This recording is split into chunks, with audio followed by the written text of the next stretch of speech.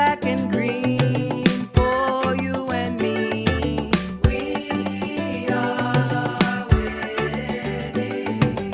Won't stop the fight till we are free. We are winning. African workers, we must unite. We are winning against white power.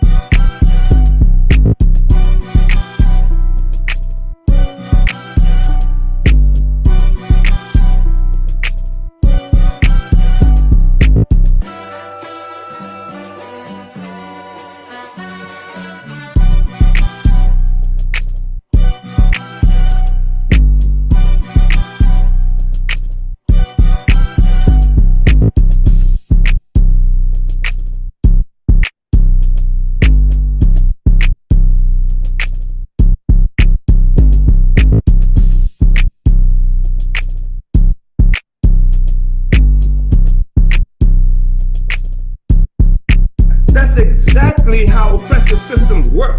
They will pick a source that they think is least popular, and sometimes despise in part because of the work that they have done to make them despise people or contribute to that. They will attack the rights there.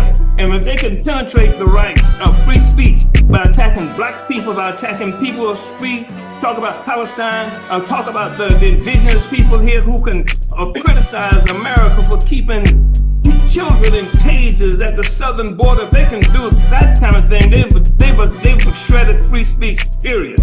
It's not my free speech, it's your free speech as well. That's the point that I think is important for us to make.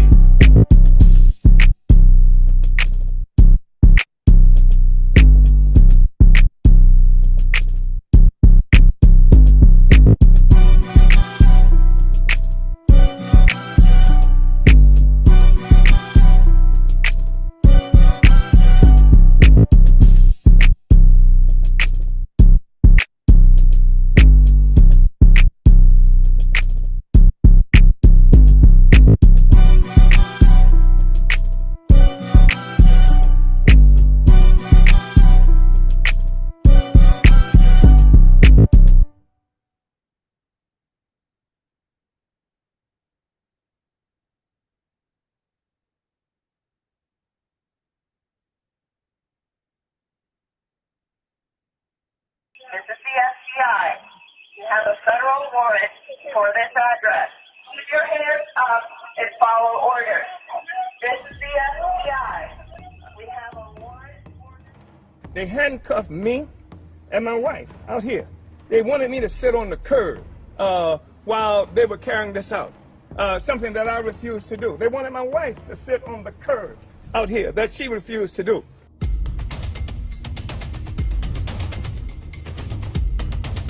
As I was coming out, this big old drone met me.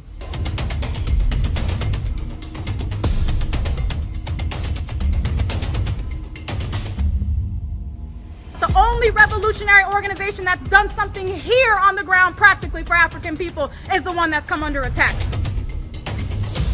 Institution that offers a community radio station, a newspaper, a commercial kitchen, an Aquaba Hall rental space, and community office for our organizers. That was the building that has come under attack.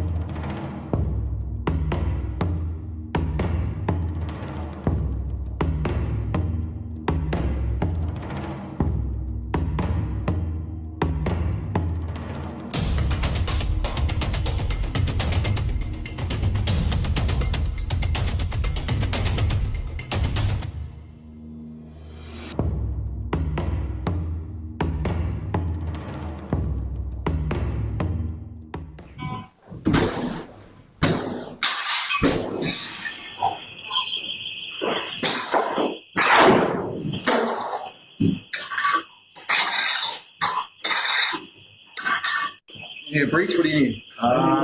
Need one. I don't know. Let's hold that with money. Hold Thank you.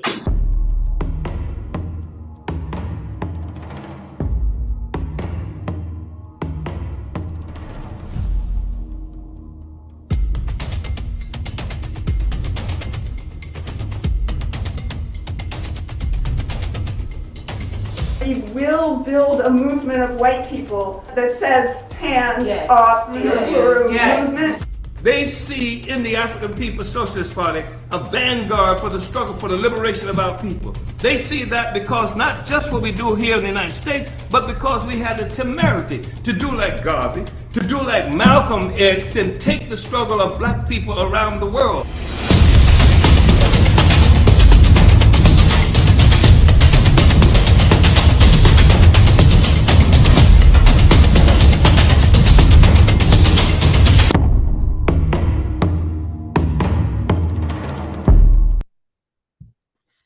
Hands off Uhuru.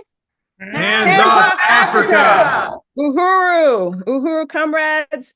I'm so glad to be here on today. My name is Mwezi Odom, and I just want to really salute that powerful opening. I want to appreciate everybody who is on today for this, remarkable, commemoration of the struggle of the people to fight back against the state attacks on the Uhuru 3. And we have a packed, very, very, very packed program today. And so I want to appreciate everybody who is on, who is, ready to, participate in this fight back. And before I go any further, I do want to bring up my co-MC and actually the Uhuru 3 who are all on screen.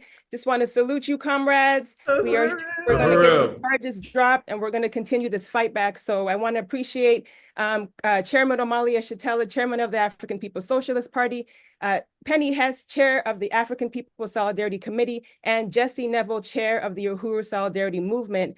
And Chair Penny Hess is going to be my co-MC. So I want to salute you, comrade, and we will have some great presentations on today. So Uhuru, before I get going. Uhuru, great to be here. Uhuru. So I just wanted to, what we're going to do is we're going to pull up a slide to take us through, briefly the case of the Uhuru 3, and then have a moment to just take a look back at the, 2 years of struggle and all of the work of our volunteers and everyone. And as we get ready for this bogus, as we say, we know it is a bogus Uhuru 3 trial. We want to salute all the profound support from everybody around the world that has, become the anti-colonial free speech movement of our time. And this is a precedent-setting case on the question of free speech, undoubtedly.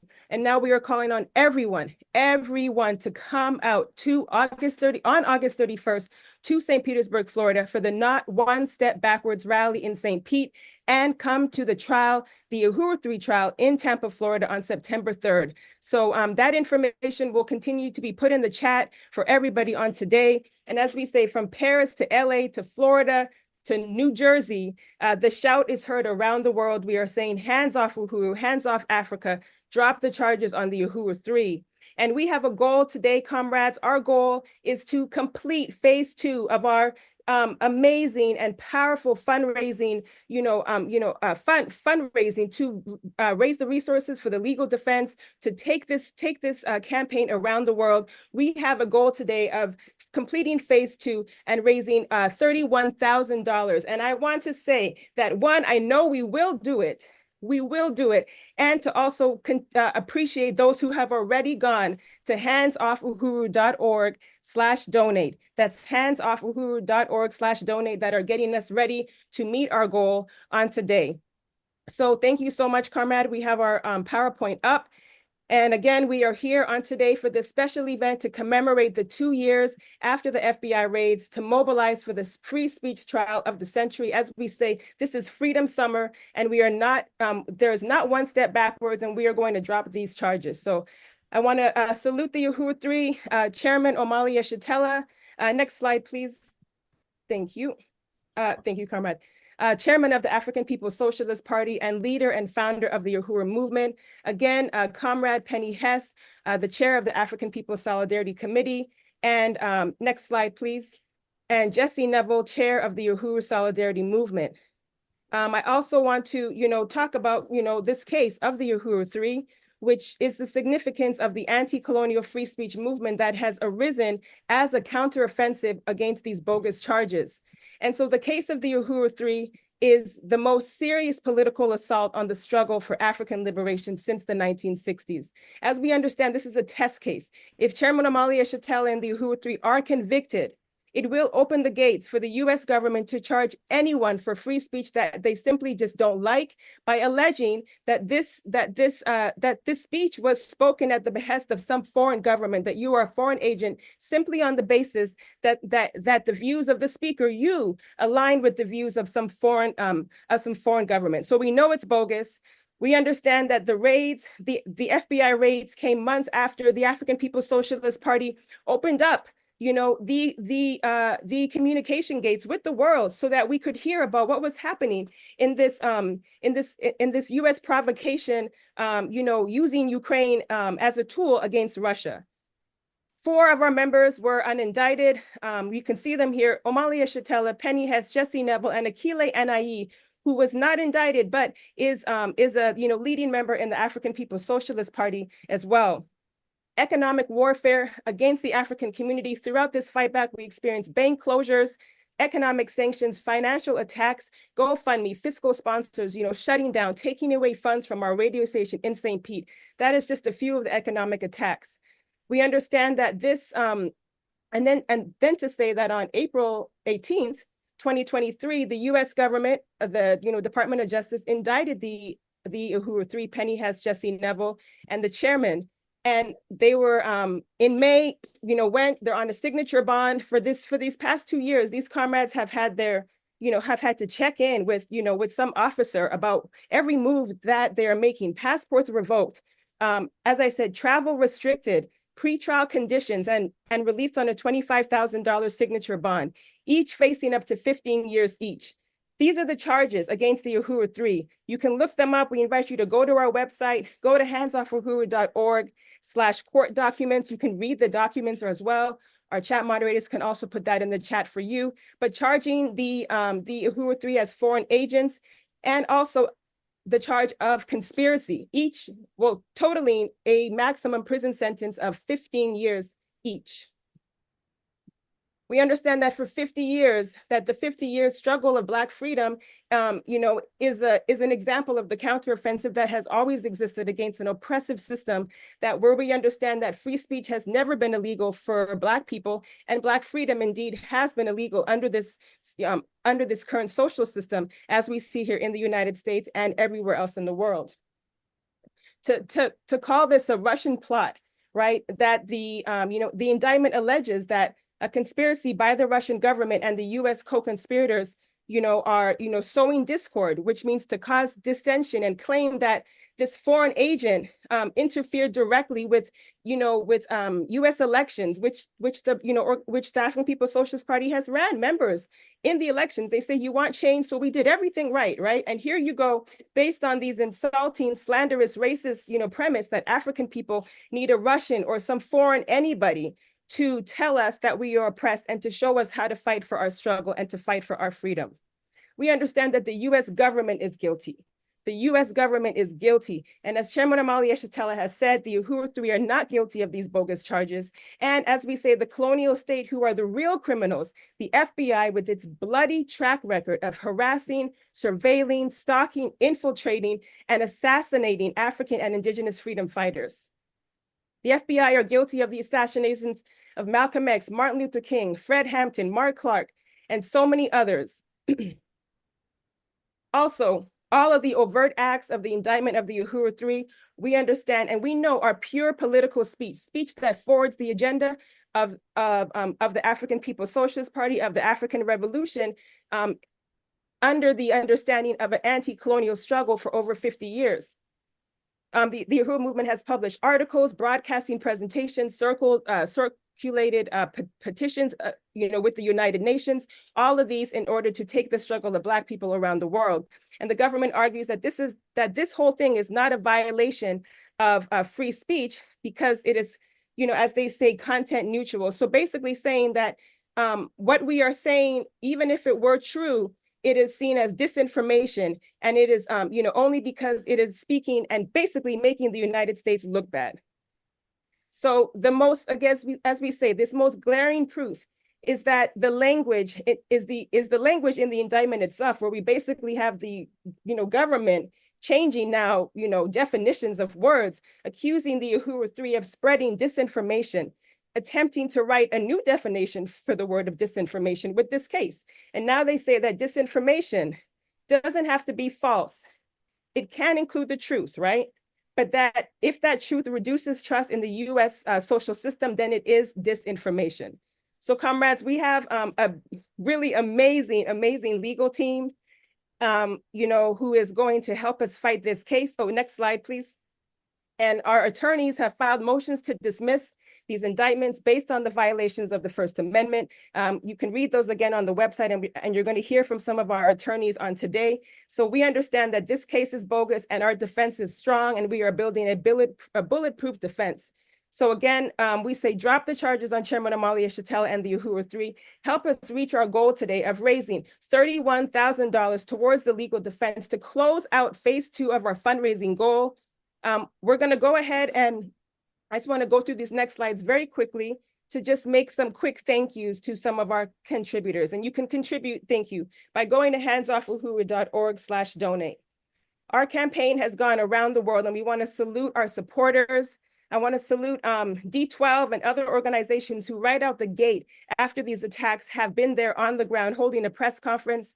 More of our supporters that helped us build this amazing on our next slide, you'll see a 7-city speaking tour that took place months or almost immediately after the attacks. Also, marches for reparations in St. Louis and other places as well. I want to appreciate there's so many to name and pictures, and we have to just continue to build this. But thank you so much to our constant supporters who have been there, and we want to say long live to Brother Ralph Pointer. We want to also say that over 100 media interviews, articles, commentary, international media coverage and support. Also, over 100 webinars, events, rallies, and appearances. This is what you have been a part of. This is what you have been, helping to build throughout these past 2 years. And the building of an anti-colonial free speech movement, an anti-colonial free speech coalition, the Fightback Coalition, who is taking this fight back to August 31st in St. Pete and to the courthouse on September 3rd. I want to salute the endorsements that came across from the political spectrum, our supporting members and organizations and individuals as well.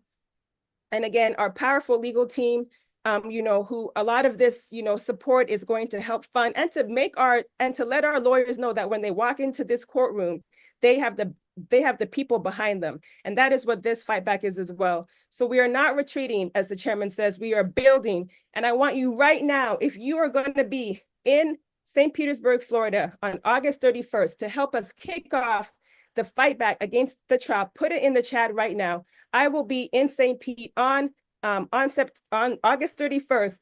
And furthermore, if you're going to be there and stay there for the trial on September 3rd, go ahead and put that in the chat right now. So I see some people that are going to put that in the chat right now. No, Uhuru Union will be on the ground. Leah Fifield is going to be on the ground. Thank you, comrades. Now the names are pouring in. Continue to let us know that if you can't be there, that you're going to send somebody there. So I'm going to, our AV is going to kind of switch gears. Yes, thank you, comrade. Please, again, if you are interested in going to the trial, go to handsoffuhuru.org/trial. So we're going to use this last moment here to show a video compilation of all of the work that has taken place throughout over these past 2 years. And I really want to salute our AV team and our techs and our volunteers for their creativity in building this process. So right now, as I am talking and that is being pulled up, great. Thank you so much, comrades. Uhuru.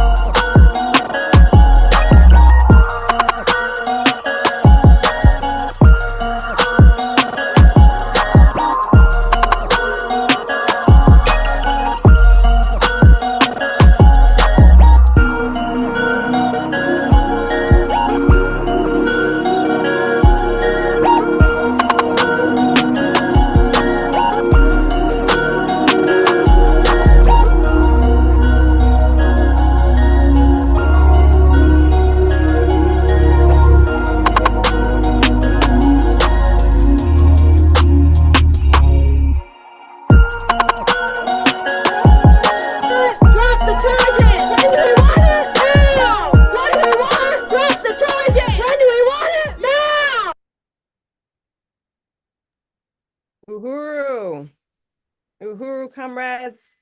Just really want to salute everyone for a tremendous 2 years and what will be victory for the Uhuru 3 and the people's struggle. So I want to bring up my comrade and co-MC on the ground in St. Petersburg, Florida, Comrade Penny Hess. Uhuru. Uhuru, Chairman Wasey, Uhuru, everybody. It is so exciting to be here today. I just really wanted to salute all of the comrades and friends who are here today, many of whom we have seen over the past 2 years on tours, who sponsored tour events, who have done so much in so many ways to put this forward and show that the people are behind the Uhuru 3 and the African People's Socialist Party. I want to salute my leadership, Chairman Omali Yeshitela. I am the chair of the African People's Solidarity Committee, the organization of white people under the leadership of the African Revolution led by Chairman Omali Yeshitela. And we understand that Chairman Omali Yeshitela, as the African Liberation Movement, is the target of this attack by the colonial government, and that Jesse and I are under the leadership of the chairman, not under the leadership of Russians. We're under the leadership of the African Liberation Movement, and that's why we are under attack today and fighting this. It is really powerful to see all the comrades who are here, to see these videos of support, and to know that as we go to trial, that they're forcing this bogus trial, these bogus charges. I'm seeing comrades sign up or put in the chat that they're going to be there on August 31st for a major rally to show the state that the people are behind the African Revolution, the African People's Socialist Party, and the Uhuru movement, and are defending it. So it means a lot. And I also want to say that there's just been such good friends, I guess we would say, so many important struggles and other organizations who have been here, and really want to salute the struggle for the freedom of Leonard Peltier and the Leonard Peltier Ad Hoc Committee, who will be on here a little bit later, and know that Indigenous people have a right to this land, which was stolen from them. Also, just comrades and friends who believe in and fight for the right for anti-colonial free speech and who have struggled to defend it. And there's so many friends who are here today, and we will be hearing from some of you. So I just want to say that it is an honor to be here.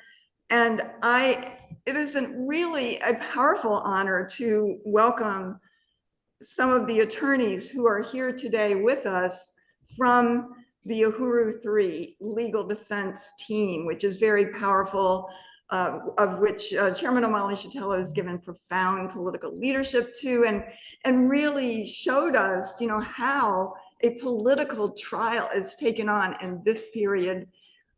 We just have a magnificent team. So it's an honor to have you here, and I wanted to welcome up Attorney Mutaki Akbar, who is with us today. Uhuru, Attorney Akbar, looking forward to hearing a few words from you. Hey, good afternoon, good morning, everybody. I appreciate the opportunity to be here. I want to send, my regards to the chairman, to Jesse, to Penny, to everybody who's a part of this. And, I think we even would be remiss or in the room and listening in to this rally. And I think what's important about what's going on right now, first of all, like your support for the Uhuru 3, your support for the last 2 years has been very essential for all of us, not just, Jesse, Penny, and Chairman Omali, but also for us as the attorneys to understand that we have the support of the people as we prepare to take on the United States government. Right now, where we are in the case, it's going to trial. It's going to be a trial.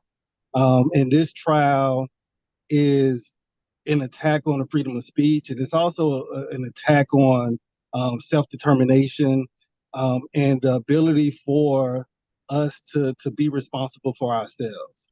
I've said it from the very beginning that once I visited St. Louis, once I came down to St. Petersburg, once I got engulfed in the culture of the organization, to really see the things that they've been doing as far as caring for the community, having a basketball court, having a community garden, training women to be doulas, taking care of those people who are formerly incarcerated, all of those things that we are taking on with the goal of self-determination are reasons why the government would say we need to do something about this. And in doing something about this, we need to figure out how to, not only halt the work, but also halt the speech. And as a result, try to halt the movement. And what this fight back has been all about is saying that, number one, you can't halt the movement. That's number one. Number two, you're not going to halt the speech because we're not going to sit down or lay down or be quiet. And number three, the work that needs to be done, the people see that it needs to be done. So you have, from all the way on the right to Tucker Carlson to all the way on the left, people standing up and saying that you cannot attack the freedom of speech. And to take the route or to take the objective of saying that, the Russian government is responsible for these ideas, that the Russian government is responsible for the movement that charged the United States with genocide. When all of this was going on, it was in the midst of genocide taking place in communities from St. Louis to New Orleans to Texas to all over this country. We saw genocide. We saw the government being behind this genocide against Black people. And to say that the Russian government is responsible for us to speak out against us is a slap in the face. And so we're prepared as the attorneys to stand up and say that this is our movement, that this is what we stand for, and you cannot shut it down or shut us down when it comes down to freedom of speech. So it's going to be a month-long trial that we believe that they're going to try to, kind of come from every single angle. They'll take things out of context to say that we're under the direction and control of the Russian government. They're going to take things out of context to say that, we're taking ideas from Russians, but we're going to put it back in context to show that the context is for the last 70 years, Chairman O'Malley and the African Socialist Party has been doing this work and has doing this work for the freedom of Black people and freedom of African people. And this trial is not going to stop it. So we look forward to this fight. We're prepared for this fight. We'll continue to prepare for this fight. And we need the support of the community. So if you can show up on the 31st, and if you can show up even throughout the trial, take shifts, take turns, come sit in. Some people get a week, other people get another week. But it would make sense, and it's helpful for a jury to look back and see a diverse group of people that stands for the African People's Socialist Party. So I stand with you as out taking my hat off as an attorney. I stand with this organization, and I will continue to stand with this organization even after this trial is over with. Uhuru. Uhuru. Wow, that was powerful. Yes, and you're on mute, Penny, but I see you chanting over there. Really want to salute you, Attorney Akbar, and yes, I want to thank we are looking forward to this fight. Okay, there you are, Penny. You're unmuted now. I'm sorry, I was talking away, but I just really wanted to thank Yes. Attorney Akbar. That was a powerful statement, and it shows that we are winning. It's very, very powerful. It is also my honor to bring up Attorney Leonard Goodman, who is a free speech expert, and just really, really powerful to have you as part of this incredible legal team. Uhuru, Attorney Goodman. Uhuru. Can you hear me? Yes. Yes. Well, good morning. Yes, I really want to second what Mutaki's words. I couldn't agree more. Working on this case, I've come to learn about this organization and the good work that they do in St. Louis. And in St. Petersburg, Florida.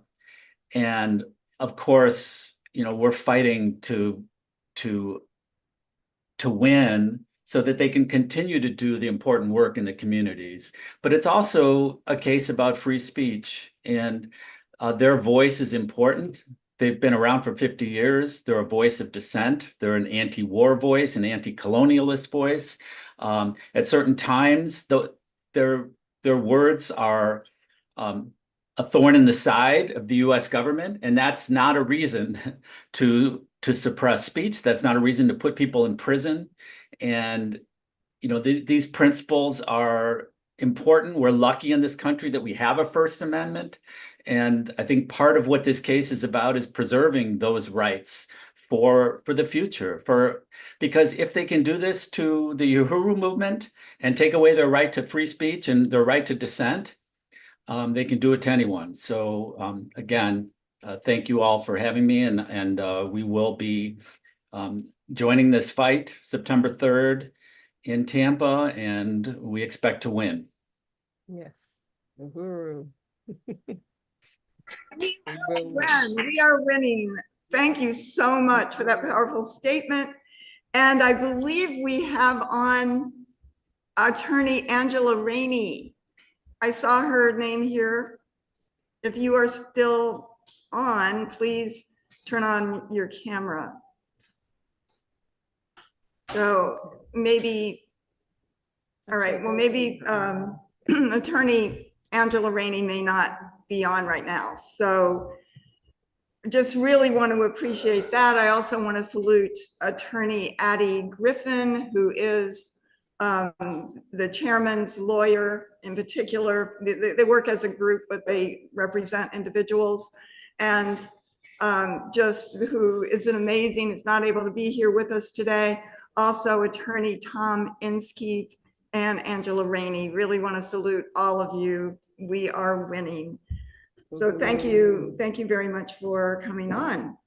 Yes, thank you so much. And we want to join in saluting our really amazing legal defense team, and to say, go to handsoffuhuru.org/donate. Help fund this legal defense. We want expert witnesses. We want, to have no barriers in terms of our ability to get exactly what this legal team needs, because we know they will use it and they will use it to win. So go to handsoffuhuru.org/donate, donate to the Legal Defense Fund. And also, I just want to again salute our amazing legal defense and for those statements and for your work, comrades. So we are going to shift our program. And are you ready, comrade? We are in for a marathon. Yeah. Yes, coming up next. We want to really, I'm excited about this section. This is when we get to hear from many of the forces who have, some been behind the scenes, but have, and some out in front boldly, and, to really, put the call out for dropping the charges against the Uhuru 3. We have a series of videos and live statements that are going to be coming up next, mostly live statements from those who are on with us right now to make calls for the Uhuru 3. So I know our AV team is lining comrades up. First up, if there's anything that I should say before, or I should turn to you, Penny, let me know. But if not, I'm going to go right to our first speaker, who is our dynamic vice chair of the Black is Back Coalition. I don't know actually if Lisa Davis is on. There she is. Yes. I think she's on. Okay, Uhuru, comrade Lisa Davis. So I just one thing I forgot to say, and I know Lisa, you'll be fine. But for everybody, is that we are asking our speakers, as a reminder, which everyone already knows, 1 minute statements. Some of you have two, if you're representing one or two people. 1 minute statements. We have a packed program. We want everybody to get a chance to be able to speak today. And I'm so excited that we are starting with Comrade Sister Lisa Davis, who is really leading the Hands Off Uhuru Fight Back in such a profound way. I don't even know if this comrade sleeps in the New York, New Jersey area. And I just want to say salute to you, comrade, and the floor is yours. Uhuru. Uhuru, salute to everybody here. I am so proud to be a part of the Uhuru movement and to be a part of this panelist. And I cannot think of any group of people that I would rather be with than challenging this horrific colonialist system, in addition to the fact that they are striking at the First Amendment, and this is happening under the Obama-Harris administration of the Democratic Party. I also just want to say that I am just so proud to know Chairman Omali Yeshitela, to have the chance to work with him, to work with the Uhuru movement. And as Brother Charles Barron has said, he is one of the foremost strategists, one of the foremost theoreticians in terms of not just African liberation, but in terms of what is going on in this world today and for decolonizing this horrible, atrocious system that we are in. It is ludicrous for them to accuse him of working under the auspices of the Russian government. The indictments were written in such a horrible way as to be a disgraceful attack on the African community, period. And it was written to take away our agency and to basically just say that we have no ability to think for ourselves. One of the things that I learned through this, I've been involved in the reparations movement and in the activist movement since the late 1990s. And one of the first things I took on was working with reparations with one of the organizations that I worked with. I only recently found out that even came into fruition because the Uhuru movement was the first organization to literally hold a reparations tribunal in 1982. And the purpose was to make reparations a household name, a household word. And I would say that they have achieved that tremendously. And lastly, I just want to say before concluding in that they're also going after Jesse Neville and Penny Hess.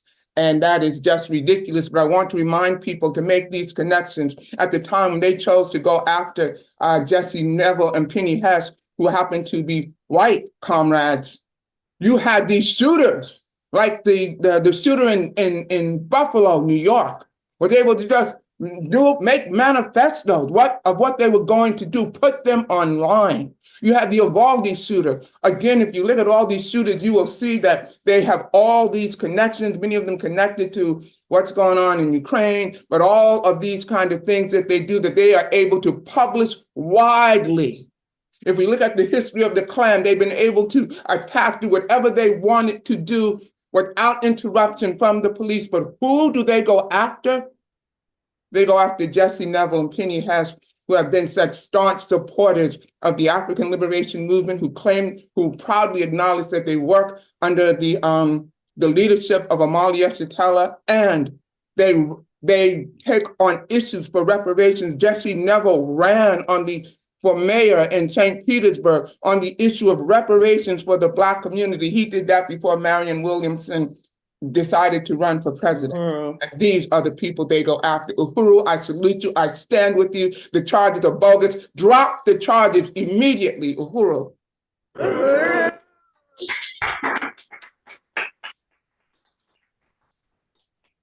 I was muted. Thank you, comrade. That was powerful. Thank you for that statement. And we're going to move to our next speaker, actually, who's on the ground in St. Louis, Missouri. Comrade Zaki Baruti, the President General of the Universal African Peoples Organization, or UAPO. Uhuru, comrade. Uhuru. Okay, can you hear us? Uhuru. Uhuru. Uhuru. Black power. Black power. Assalamu alaikum. Let me, first of all, on behalf of the Universal African Peoples Organization, salute the African People's Socialist Party and the Uhuru 3 for their steadfastness in responding to the unwanted attack upon free speech. As we all know, that we have differences as relates to domestic and foreign policy. This attack upon the Uhuru 3 is simply an attack because of their courageous and righteous position in regards to the Ukraine war. Let's just call it like it is, or at least how I see it.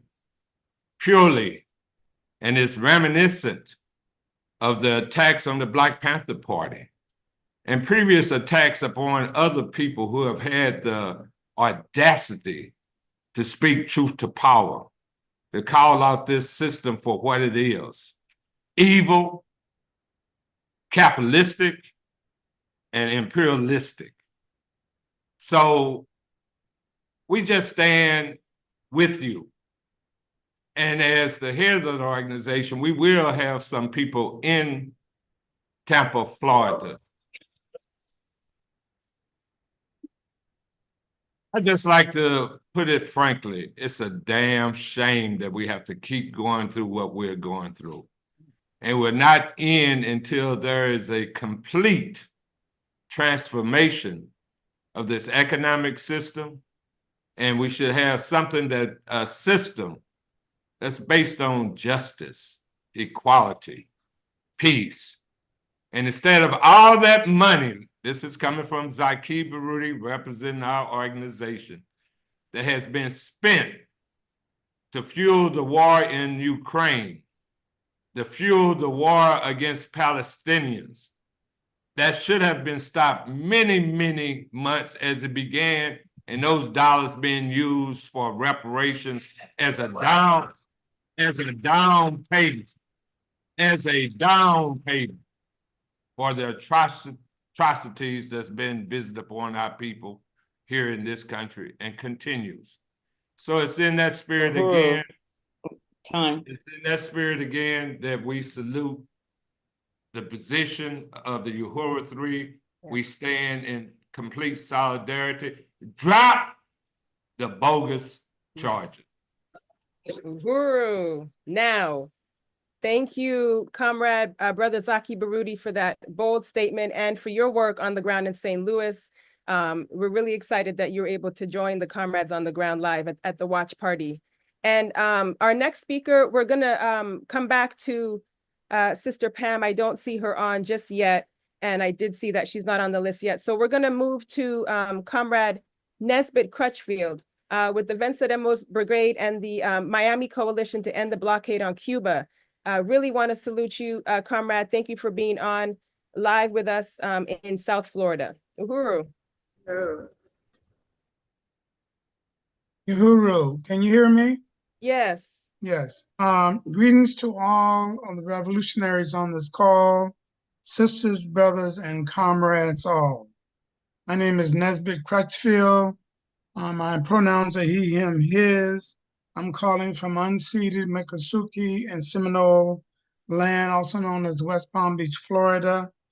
I am a member of the National Coordinating Committee of the Venceremos Brigade, and I'm a member of the Miami Coalition to drop the embargo against Cuba.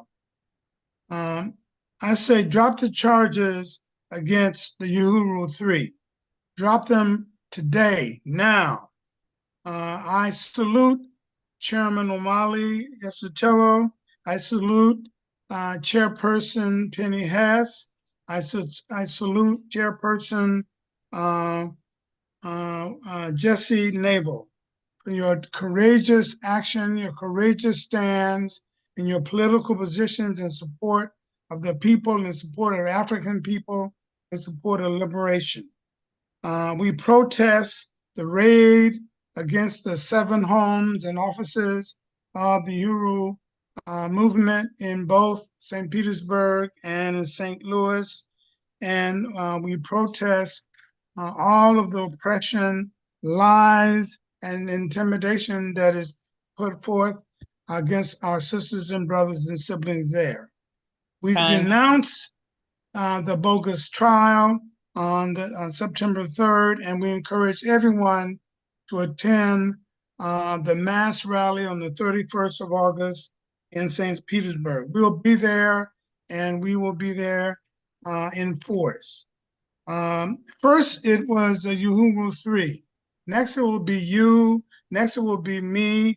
This oppression, this effort to stifle free speech and freedom of assembly. We support you. We love you. We send all of our support to you, and we will be there standing with you. Power to the people, Uhuru, victory to the Uhuru 3, revolutionary, and victory and love to all. Thank you very much, Uhuru. Uhuru. Thank you, Comrade Nesbitt. Thank you so much, Comrade. Powerful statement. And what stood out or what's exciting when you said we will be there in force, and right on. We look forward to packing the streets, packing the courthouse, and this fight back. We're just making some changes. I'm going to turn it to Chairwoman Penny Hess in a moment to introduce our next speakers. But I did want to also thank our timekeeper, who I want to appreciate. So, who was really on it today. So just thank you, Comrade. Are we going? Go ahead, Penny. Do we see Sister Afia on? Yes, I see her. I Great. see Comrade Afia Ngwanza is on. Wonderful. Uhuru. All right. Uhuru, Sister Afia, we're so glad to have you on. I know possibly you're getting on camera right now. With the Malcolm X Center for Self-Determination and WMXP Radio, this comrade is, I guess I'll keep talking unless you are on and I'm just missing that. Let me stop. Okay, I see Sister Afia, but she's not at the camera. Maybe we can move to another speaker and come back. Uhuru, yes, we can go to our next speaker. Yes. And we are going to St. Louis, where we will be live and get a message from Jesse Todd, the People's Alderman of St. Louis, and just a member of Impedum. Really salute you, Uhuru.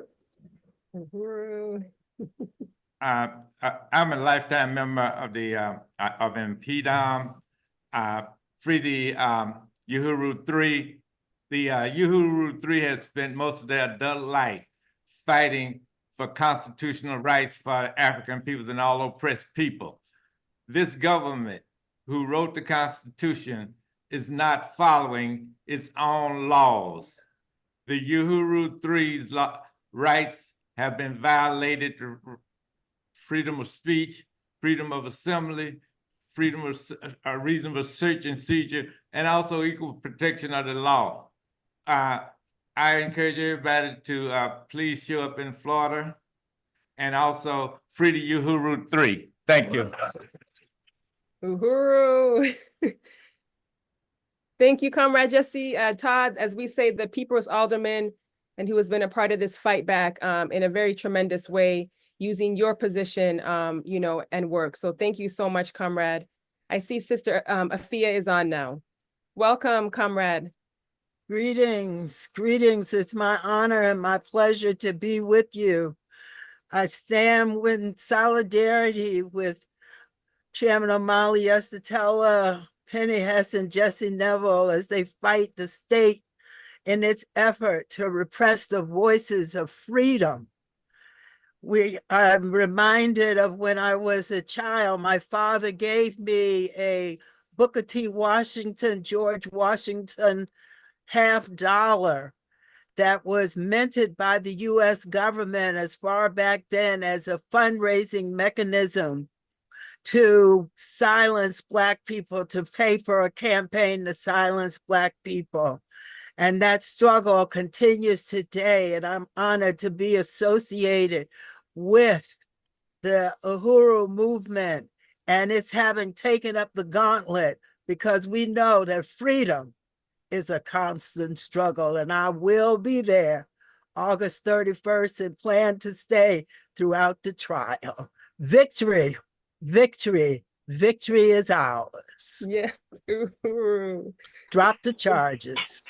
Now, Uhuru. Sister Afia, we look forward to seeing you on the ground, and just want to really appreciate you, Comrade. Salute. Uhuru. Nick. Yes. All right. Thank you so much, Comrade. Next up, we have a video that we're going to play. This is a video from Sister Betty Davis with New Abolitionist Movement, and also want to salute Comrade Brother Ralph Pointer Presente. Uhuru, let's roll the clip. Uhuru, comrades, friends, family. This is Sister Betty Davis of the New Abolitionist Movement, the Black is Back Coalition Education Working Group, asking you, suggesting to you, honoring you to support the Uhuru 3 when we say hands off Uhuru 3.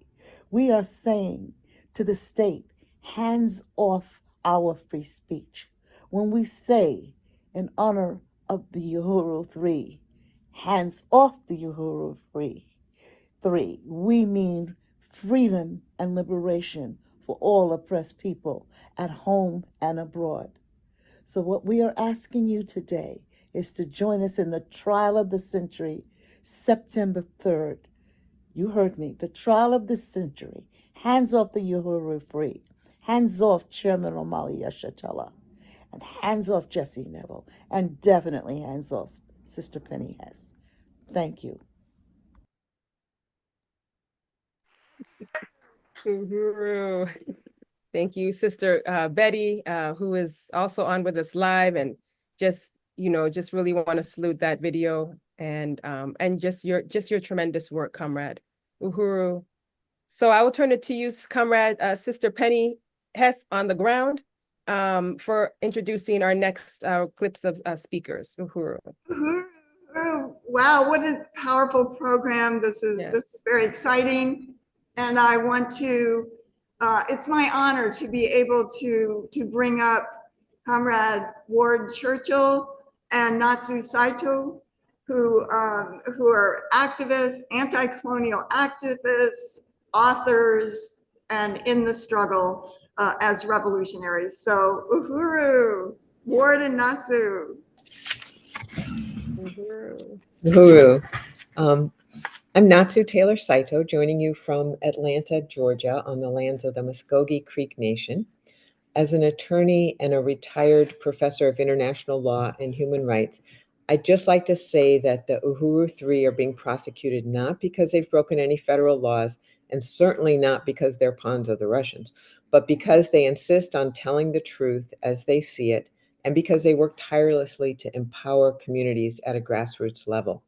They recognize the United States as a colonial power and insist, in accordance with international law, that self-determination is essential to the realization of all human rights.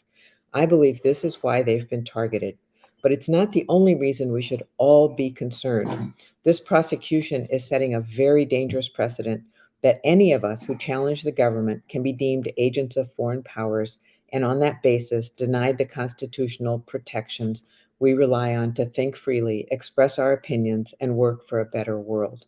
This is a test case to see just how much repression we'll tolerate, and the longer we wait to respond, the harder it will become. That's why Ward and I plan to be in Tampa on September 3rd.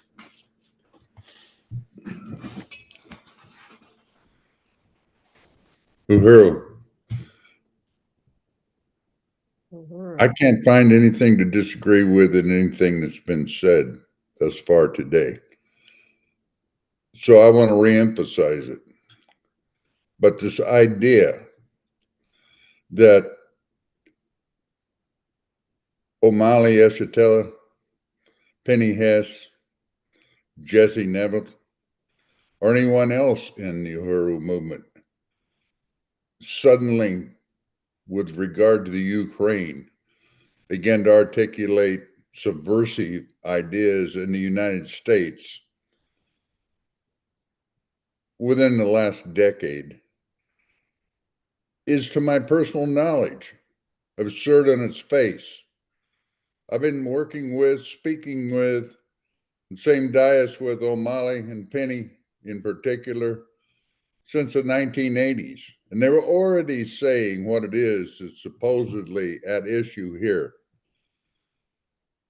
But the very statute under which they're being prosecuted cuts no ground. I've been working in political defense work since the late 1960s. And I can cite innumerable cases where the Black Liberation Movement, the American Indian Movement in particular, have been railroaded into prison under spurious charges. But the charges involved concrete acts. They were being framed for specific acts. There is no specific act involved here. The predicating legislation requires that you say something, it is actionable only when it can be tied to a concrete act, and there are none available when the government is pressed to cite the specific act, they cite another speech.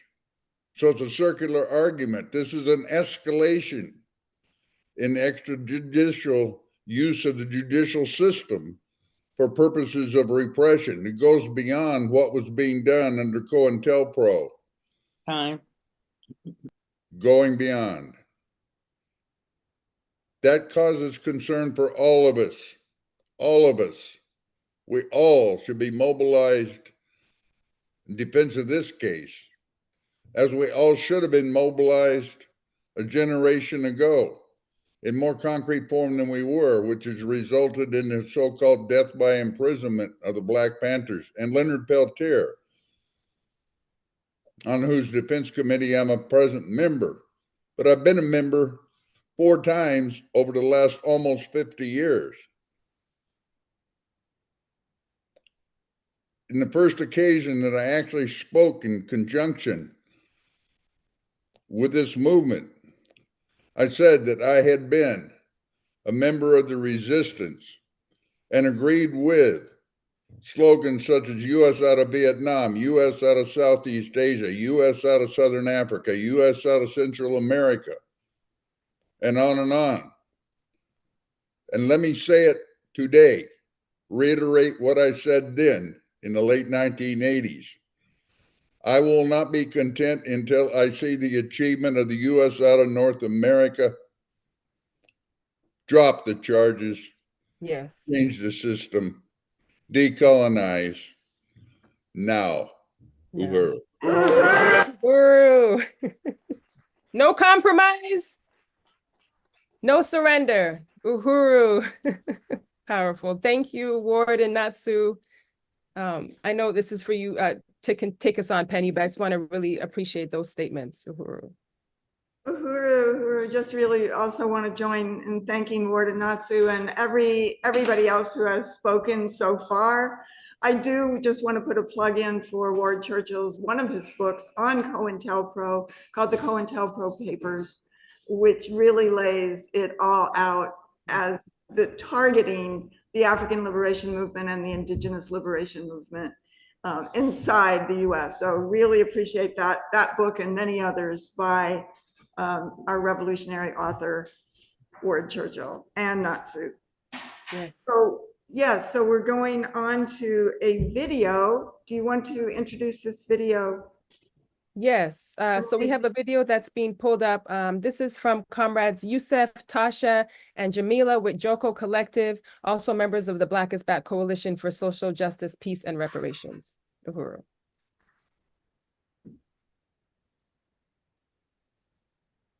An attack on free speech anywhere is an attack on free speech everywhere.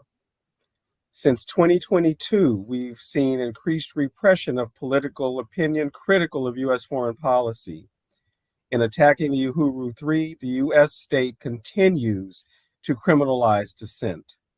Joko Collective stands in solidarity with the Uhuru 3, Chairman Omali Yeshitela, Penny Hess, and Jesse Neville, all unwavering in their commitment to anti-colonial struggle. Defend anti-colonial free speech, resist state repression. Case dismissed.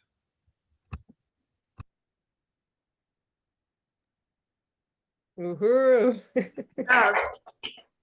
Uhuru, Brother Youssef, thank you so much representing the Joko Grassroots Collective. We really want to appreciate those comrades and their work to also put this this out on their platform that is growing a really great audience as well.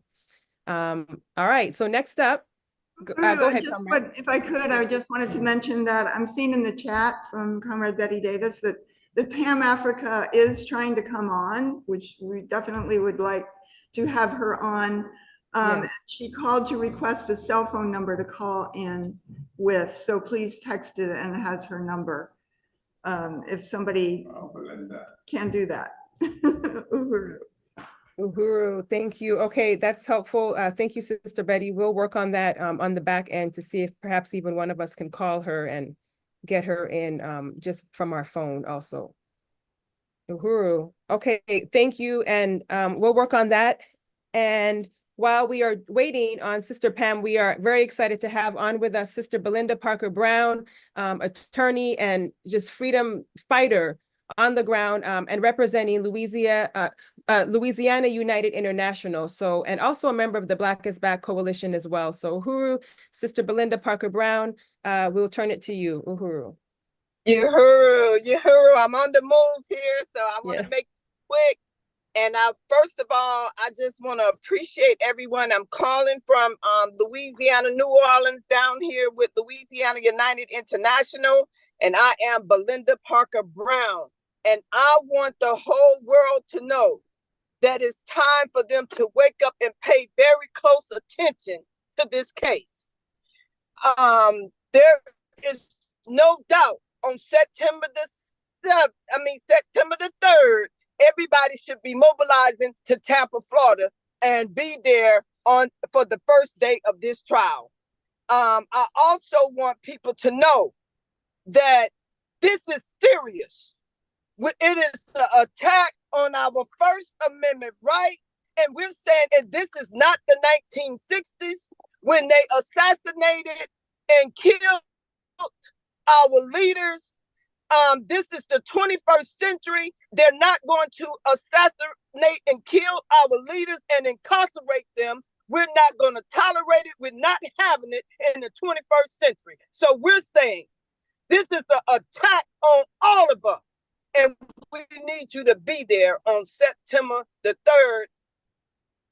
Drop the charges on your Uhuru 3. Drop the charges and let them go free. Yes. Now, thank you. Uhuru. Thank you, comrade. Now, powerful. Thank you, Sister Belinda.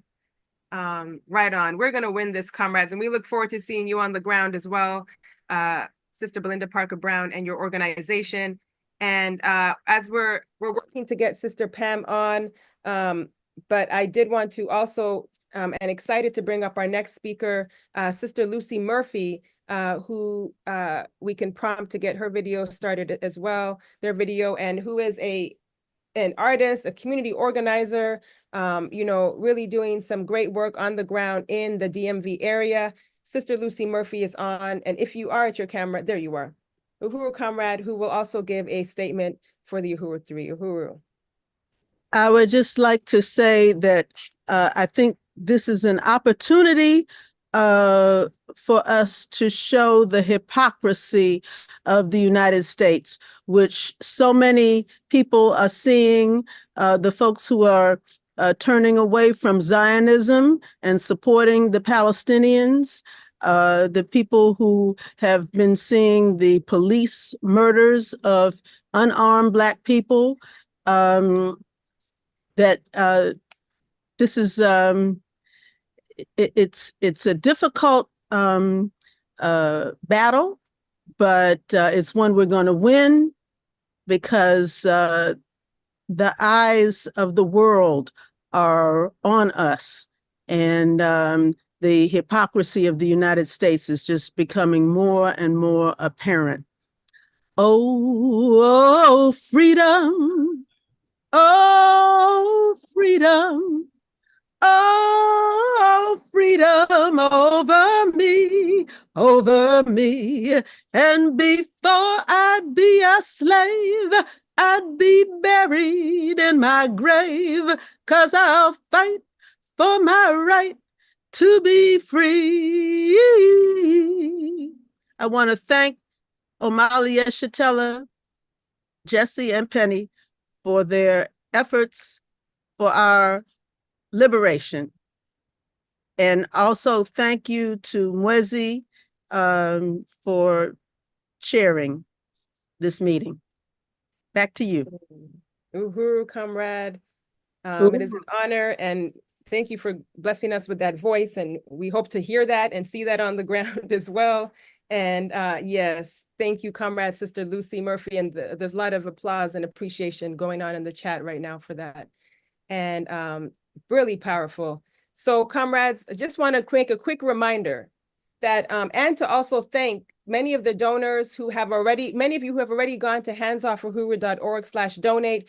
We want to, we will take a moment in this program to really thank and appreciate our donors by name, but I do want to just thank those who are already contributing to our goal. We have a goal of raising $31,000 today. This is to complete phase 2 of our fundraising goal, and we want to salute everybody once again for that. So go to handsoffuhuru.org/donate and contribute to this legal defense fund. So Comrade Penny, we're going to move to the next video. Great. So this is a video coming from Brenda Lopez, who is the co-founder and chair of the Hands Off Cuba Committee in Los Angeles and in Cleveland. Uhuru. Hello, my name is Brenda Lopez. I'm part of the U.S. Hands Off Cuba Committee here in Los Angeles and Cleveland, Ohio. Well, we have our 3 demands: remove Cuba off the state-sponsored terrorism list, end all sanctions against Cuba, return Guantanamo Bay back to Cuba. We also stand with the Uhuru 3, and we say hands off Uhuru, hands off Africa, hands off Cuba.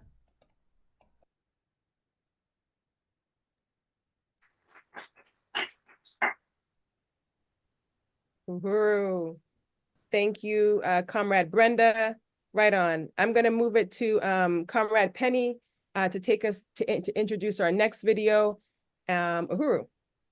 Uhuru, thank you. Wow, just very moving and powerful statements of solidarity and support today. And it's my honor, my pleasure to introduce Comrade Mark Anderson, a video, a longtime friend and member of the Uhuru Solidarity Movement, and just a very important supporter under the leadership of the African People's Socialist Party. So let's go to Mark's video. Right. Uhuru. My name is Mark Anderson, and I've been a supporter of the Uhuru movement for almost 40 years, since I first At least here. in the 1980s while I was a graduate student at UC Berkeley. I think the volume is very low on this one, so you may have to turn up your own individual device. Institutions of the Uhuru movement. That includes political campaigns such as ballot measures, as well as economic institutions such as a bakery. Even most recently, I was a participant in supporting a community basketball court in St. Louis.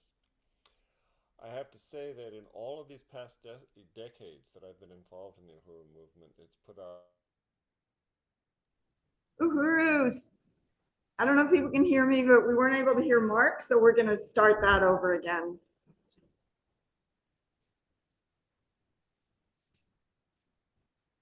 Just bear with us a minute here.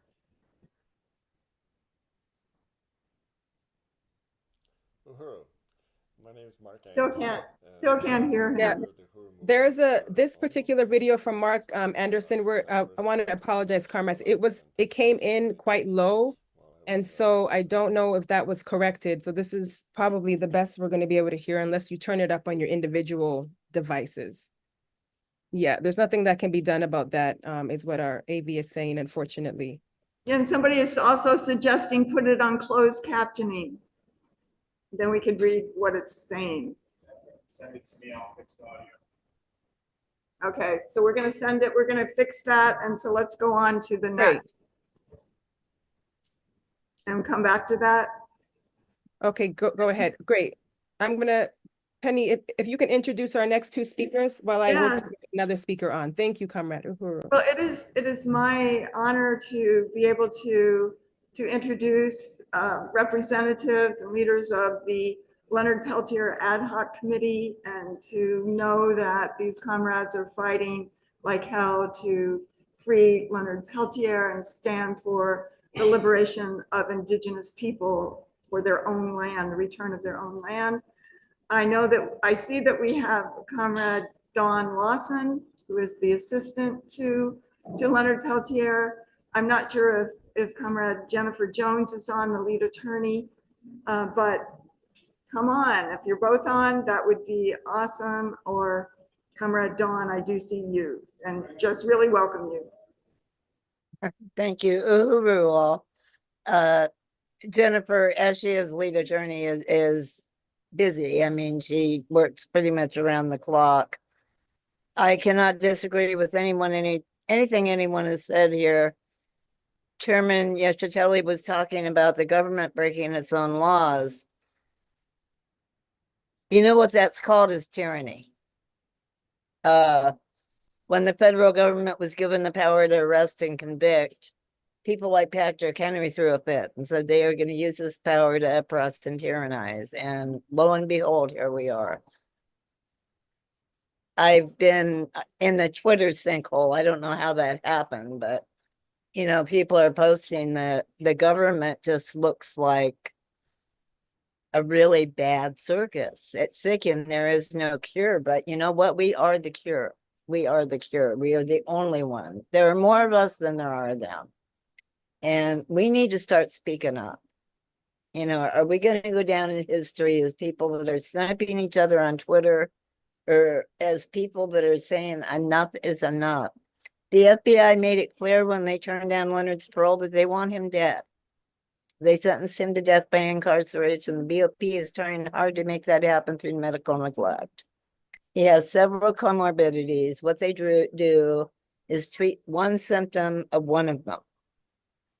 And, you know, he has an aortic aneurysm that they told him when it reaches 5 centimeters, if we don't address this surgically, it will kill you. It got close to 5 centimeters. You know what they did? They quit measuring it. That, you know, he needs an emergency medical transfer. His parole examiner even strongly suggested they evaluate him for an emergency medical transfer.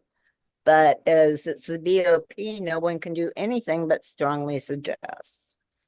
The Judiciary Committee is a body of 21 senators that was formed to provide oversight to the Justice Department, the BOP and the FBI.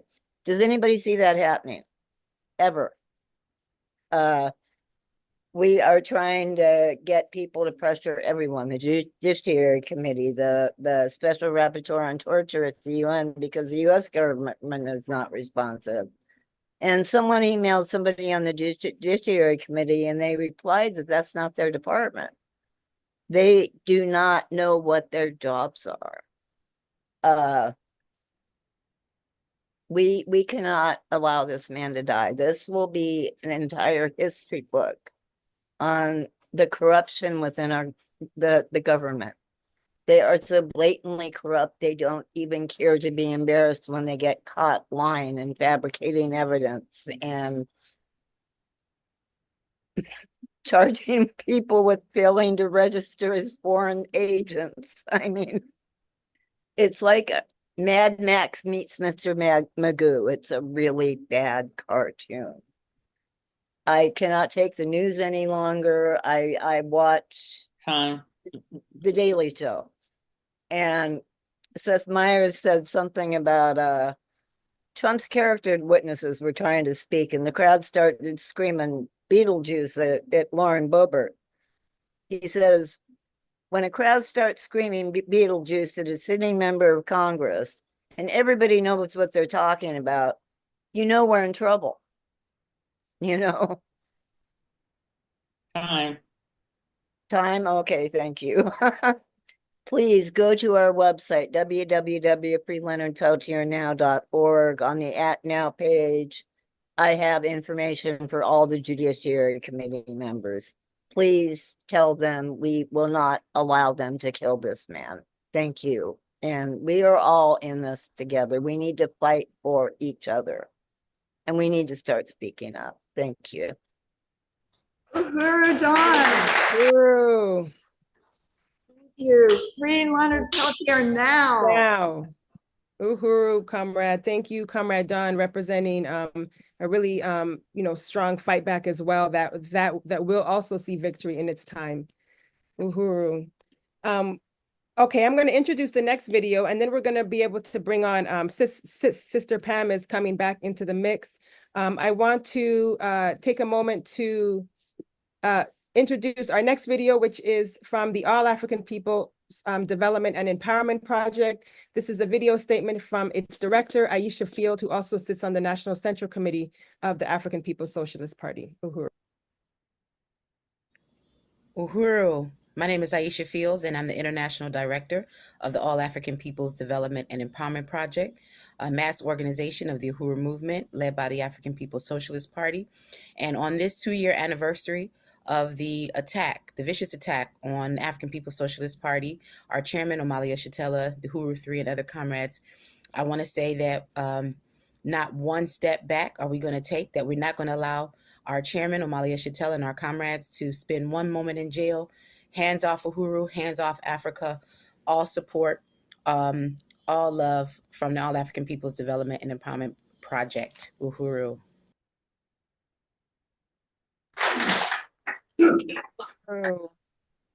Uhuru, thank you so much, Comrade Director Aisha. We're going to move our schedule or our videos now. Actually, we have some live statements coming up, so that is great. We're going to bring up the international president of the International People's Democratic Uhuru Movement. This is Matsamela Odom, and then it will also be followed by statements from Unión del Barrio and the Green Party as well. So thank you, Comrade Matsamela. Uhuru, I'm Matsamela Odom, International President of International People's Democratic Uhuru Movement. I would like to salute this courageous and soon-to-be victorious fight back for over 2 years. Of course, International People's Democratic Uhuru Movement is a mass organization formed to defend the democratic rights of the African community. And one of those democratic rights is the right to anti-colonial free speech, because if we can't say what we want to say, if we can't have it to be anti-colonial free speech, say things not in favor of the United States government, but in favor of African people, then it's not freedom. And as been said, it's not a question of whether they're coming for you guys, other people's rights next. They're already doing it, and we see people being attacked for freedom of speech. So, hands off Uhuru, hands off Africa. On towards September 3rd.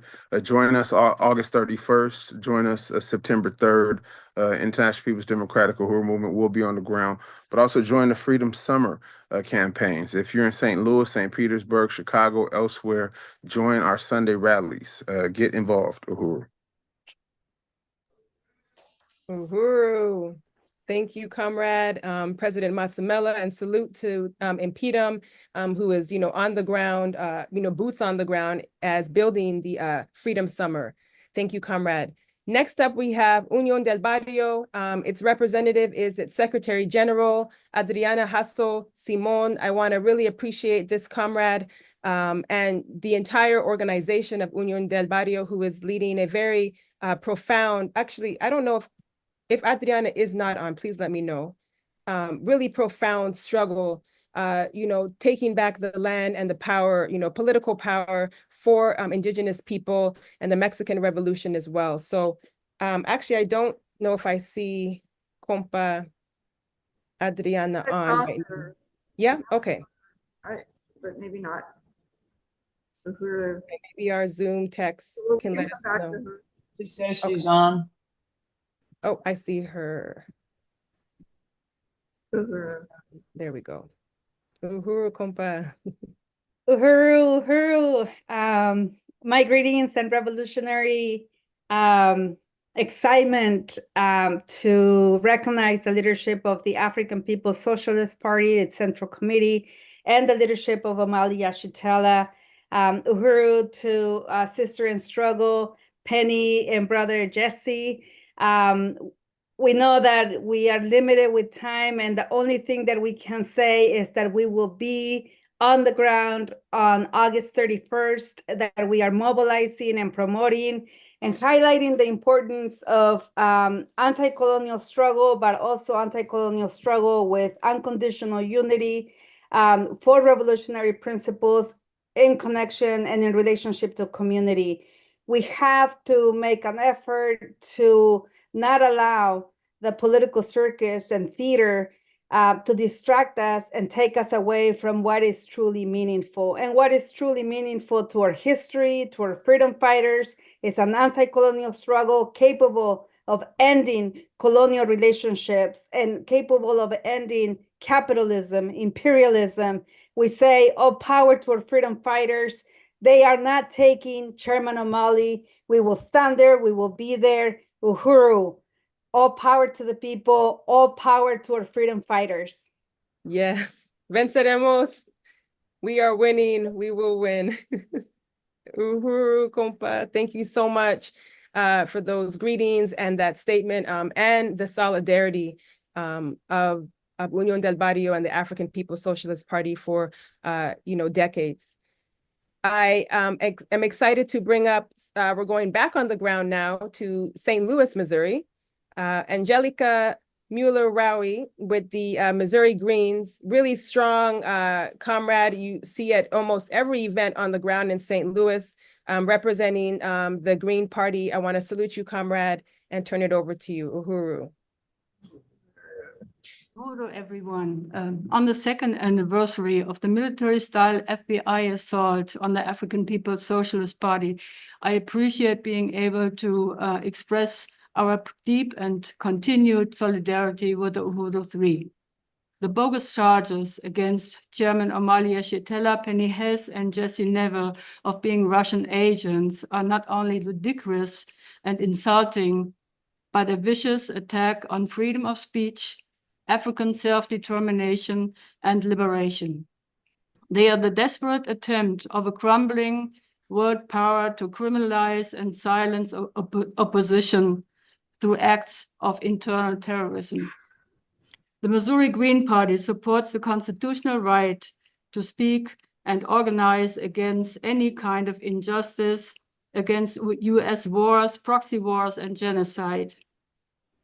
We call on all fair-minded people to show support for this historic fight back against colonial oppression any way you can. Uhuru.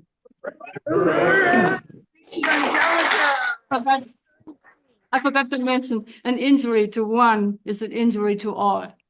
Drop the charges against the Uhuru 3.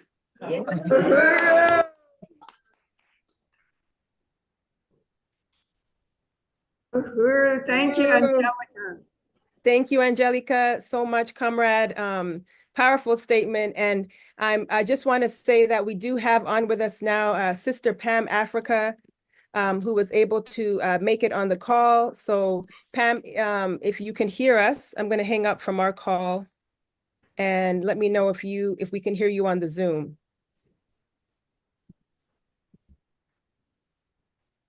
Oh, what happened here? Okay, I think something happened. She just got removed from the Zoom. All right, well, let's come back to Sister Pam. We're making the struggle. Do we have Comrade Mukasa Ricks and is with us? I believe he is on. Great. All right. So SNCC organizer and longtime activist, Comrade Mukasa Ricks, we want to welcome you on, Comrade, to give your statement. Uhuru. And you can turn your camera on. I see him. Yes, I see him there as well. I'm sure our team is working on getting that, getting him back on. Uhuru. Okay. Uhuru, and if we're having difficulties, because I know we want to get everyone a chance to speak, but we also want to be mindful of time. How about we go to a video from Charles Barron? Oh, sorry, I want to say that back. A video from John McCarthy, Yes, member of CPI, the Center for Political Innovation, and a great supporting member of Hands Off Uhuru Coalition. Uhuru. John McCarthy with CPI in Chicago. And look, this trial, it's not just about a life sentence for Chairman Yeshitela. It's about a death sentence for the human race. Every single day now, the two largest thermonuclear powers in all of history are moving closer and closer to all-out war. And what the Biden regime is saying with this outrageous prosecution is that it's illegal to try to stop that. But we need to stop it. So the chairman, he's not just fighting for his First Amendment rights or your First Amendment rights. He is fighting for the right of every human being on this planet to continue to live on this planet. And we had all better join him in that fight. Uhuru. Uhuru, Uhuru, comrade, John, John, really strong and amazing force. So we just want to appreciate you for submitting that video and for all your work to be to help forward this fight back. So we do have Sister Pam Africa back on the call, and then we're going to circle back to the video from Mark Anderson.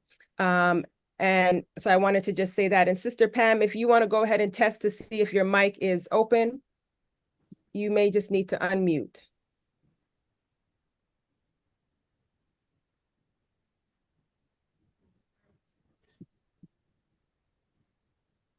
Okay. All right, I think we're having some technical difficulties again. Yeah. From the phone. Again, we can try it again in a few minutes. Yeah, we'll come back. And Sister Pam, just interrupt us or just give us an Uhuru when you're. Okay. Oh, there you go. Unmuted. Uhuru. Wow. Uhuru. Wow. Look, we support Brother Yasateli 100% because supporting him is supporting ourselves. We cannot, and I say that knowing that, a whole lot of people is behind him. They want to take him down, because of his power to reach people, not only here in the United States. I'm in Philadelphia. When he come here and our people come out, they hear what he's saying. He's not just yabbing his mouth. He's telling the truth, and the examples are there. The power that's within the Uhuru group. When I say Brother Yasateli, I'm talking about him and his organization and all that he brings with him. They want to destroy this. And I'm saying, and we cannot allow this. I'm fighting to get there on August the 3rd, having some financial difficulties, but I'm working to get there. And I just want to say, every place I go, I'm speaking about, what is going on, speaking about how people can get to Florida. Cheap air tickets is another way. It's a lot of people that want to speak, but it's very important that we hold dear, stand up and fight for ourselves. That's what this fight is about. It's the same thing with Malcolm and, everyone else that they've taken down. But I'm saying we got the opportunity. We got the opportunity now. And I'm going up there to that Democratic convention because I know damn well it's not going to be over then. And I'm going up there to bring the issue.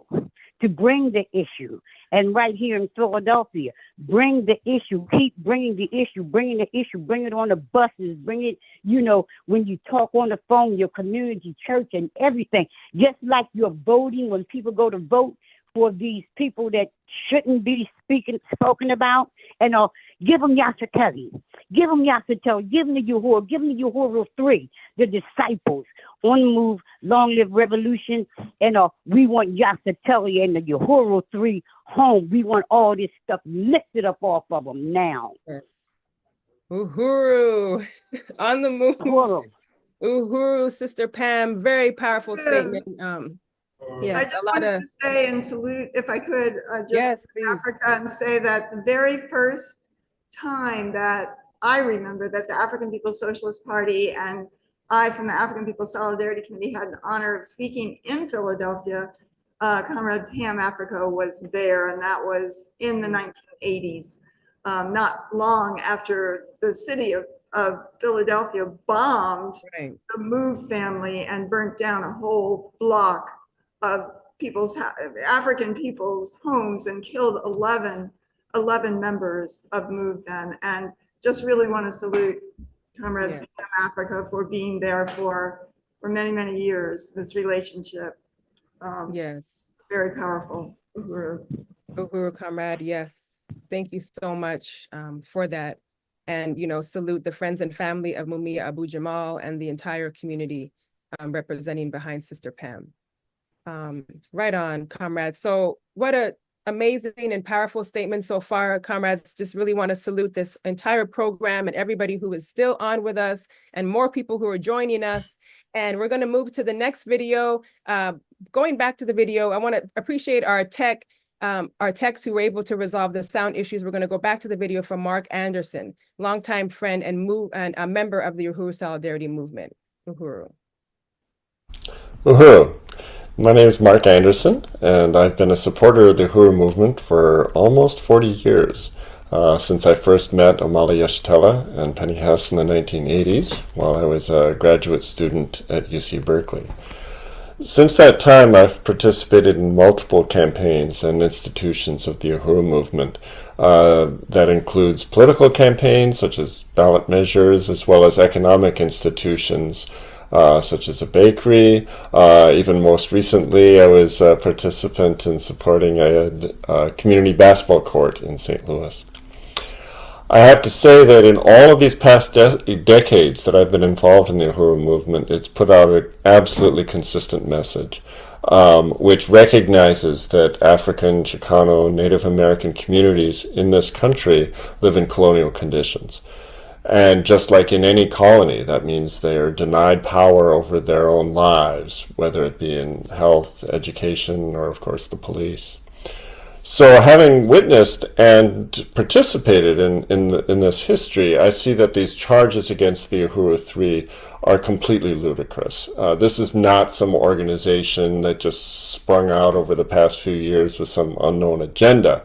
This is an organization that's been in existence for decades and has been straightforward and public about their actions and their messages for all that time. I also wanted to say that there's a well-known quote from a century ago, I think attributed to Voltaire, that I disapprove of what you say, but I will defend to the death your right to say it.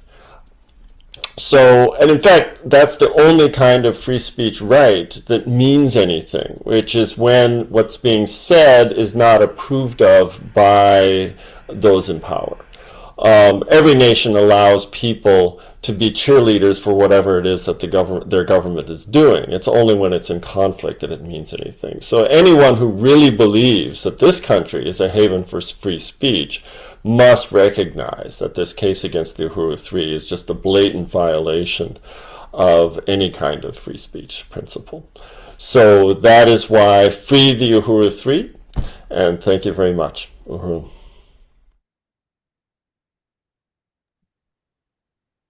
Uhuru, right on. Very, very true and poignant statements. Want to appreciate that statement from Mark Anderson. We're really grateful that we're able to fix that video to hear that really profound statement. Thank you, comrade. I'll turn it over to comrade Penny Hess, who's going to introduce our next group of speakers. Uhuru, wow, this has been so moving and powerful, and it shows that the slogan, the power of the people will win and push back the state. And it is my honor, my profound honor, to be able to introduce Assemblyman and former New York City Councilman and woman, Charles Barron and Inez Barron, straight from Brooklyn, New York, former elected officials and members of the Black is Back Coalition. It's powerful to have you on, Uhuru. Uhuru. Make sure they are here. They may not be on. Okay, they're right not now, on yet. so they may be coming on a little bit later. Okay. But so we can move to the next go ahead, one. Chair. Yeah, you want to move to the next, introduce our next video? Well, we have actually next, we have a very important guest and comrade, Esther Holzendorf, who is the head of the Reparations Commission of Kansas City, who's coming on with us live. Oh, Mikasa is on. Okay, awesome. Excellent. Wow. It is really an honor to have with us former SNCC organizer and longtime, lifelong activist for the freedom and liberation of African people, Mukasa Ricks. Uhuru. Uhuru, can you hear me? Yes. Yes. Good. Well, it's an honor to be here representing the Uhuru 3, the Uhuru movement, and that the movement has been around for a long, long time during the days of SNCC, Black Power, Black Panther, and has worked with the local people, local movement, has worked with international struggles and movements all over the world and spoke up for people. But I would like to say that even when I was a young man, they called me a communist, and I never even knew what the word meant at that time. And I remember when they had pictures of Martin Luther King's picture hanging up, saying he was a stooge for Russia, and had his picture hanging on billboards, encouraging people to hurt him or kill him. And then when Lumumba in the Congo wanted his freedom and the freedom for the people in the Congo after the colonial imperialists had killed millions and millions of people, we finally got a African president and to end imperialism in the Congo, and the United States, Belgium, and United Nations and other nations got together, and they killed Lumumba. When they killed Patrice Lumumba, they cut him up in little pieces and then put his body in acid. Kwame Nkrumah's government, they took guns and took over that government. Modibo Keita's government in Mali, they assassinated him, and that they're trying to set our movements up to destroy them. In many places in the world, they're starving people to death, like they tried to do Cuba, Venezuela, and fortunately, people like the Uhuru 3 or Mali were able to speak up for these people and speak up for people around the world, speak up for local people that was being put in prisons and jails and false charges. And they have spoke up for them, and they've been a voice. And the CIA, the FBI, they're always hiding in the corner somewhere ready to discredit or even assassinate our leaders. But we stand behind the Uhuru movement. We stand behind the revolution throughout the world, and we stand behind people that's speaking out against imperialism and standing up for our people and being a voice for our people. We stand behind them. We stand with them. We stand in front of them. And I encourage the Uhuru 3 to keep fighting. And I will gladly be there in St. Pete for the rally and trial, what have you. But all of us must join in, because the Uhuru movement is nothing but an extension of SNCC, Black Power movement, and revolutionary movements and voices of the people that don't have a voice. The Uhuru movement has been that voice and has spoke out, have got many people out of jail, and just made many demands for our people. And so we thank you very much. And again, I stand with you 100%. And I say it clear and I say it loud: Black Power, and Uhuru, Uhuru, Uhuru. Long live the Uhuru 3. Thank you. Uhuru. Thank you so much, Brother Mukasa. Just so much applause going on in the chat. And just for a reminder for anybody, Uhuru means freedom. So that's what we're fighting for. And that is something that we can all identify with: freedom of speech, freedom of assembly, freedom to live a life worth living, and the freedom to fight for a world in which nobody lives at the expense of anyone else. So Uhuru means freedom, and we must have that on our minds 24/7. Thank you, Comrade Mukasa Ricks, and reminding everybody to go to handsoffuhuru.org/donate to make your contribution to today's goal, so we can beat the ruling class and beat the state in their own house, in their own, on their own playing field in the courtroom. So go to the trial, go to handsoffuhuru.org/donate to make a contribution today, and salute to everybody who has been doing that throughout this program. So in terms of our next speakers, we are going to, I'll turn it back to you, Penny Hess, to reintroduce somebody who we're very glad to have on with us, Esther. Yes. Yes, well, just powerful statement from Mukasa Ricks, really, really inspiring. And also coming now to Comrade Esther Holzendorf, head of the Reparations Commission of Kansas City, Missouri, coming on live, I believe. And Yes. it's, pardon me? Yes. Okay, and Uhuru, welcome, Comrade Esther. Uhuru. Good Uhuru. afternoon, everyone. I am certainly pleased to be here with you. I am Evangelist Esther Hosendorf. I'm founder and president of I'm founder and president of Sankofa for Kansas City. I'm 86 years of age and I've lived in the United States of America. I was born and raised here.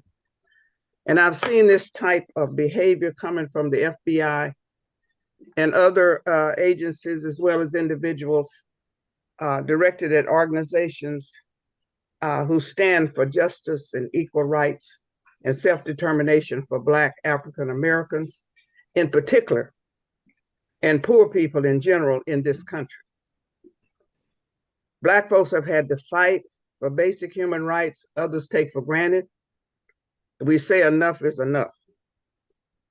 This government has been involved in participating in drugs coming into our communities, destroying our families. So we stand in support of Chairman Omali Yeshitela and the Uhuru movement. We stand in defense of free speech. Colonialism must go, because this is not just about the Uhuru movement or the Uhuru 3. This is about all of us. This is not the first time organizations and individuals have come under this type of attack. So we say free the Uhuru 3 of these trumped up bogus charges. Do it now. Take your hands off Africa. Take your hands off the Uhuru movement. We have a right to self-determination. We say nothing about us without us. We have a right to choose and set our own goals. And we have a right to work together to make sure that we are a free people. Free the Uhuru 3 and do it now. Uhuru. Uhuru. Wow. Thank you, Comrade Esther. It's great to meet you, via Zoom and to, be in this space with you, Comrade. And yes, we are Thank you so coming much. home. Yes, thank you so much. Thank you. I am Uhuru. blessed to be able to continue to fight. Yes. I appreciate the will win. opportunity. Right on, Comrade. And if at all possible, I will see you all in Florida. I'm not sure, but I'm going to try. Right on. Uhuru. That's very exciting. Yes. Uhuru Penny. Uhuru. Wow, that was a very powerful statement. And again, want to thank Comrade Esther Hosendorf from Kansas City, Sankofa.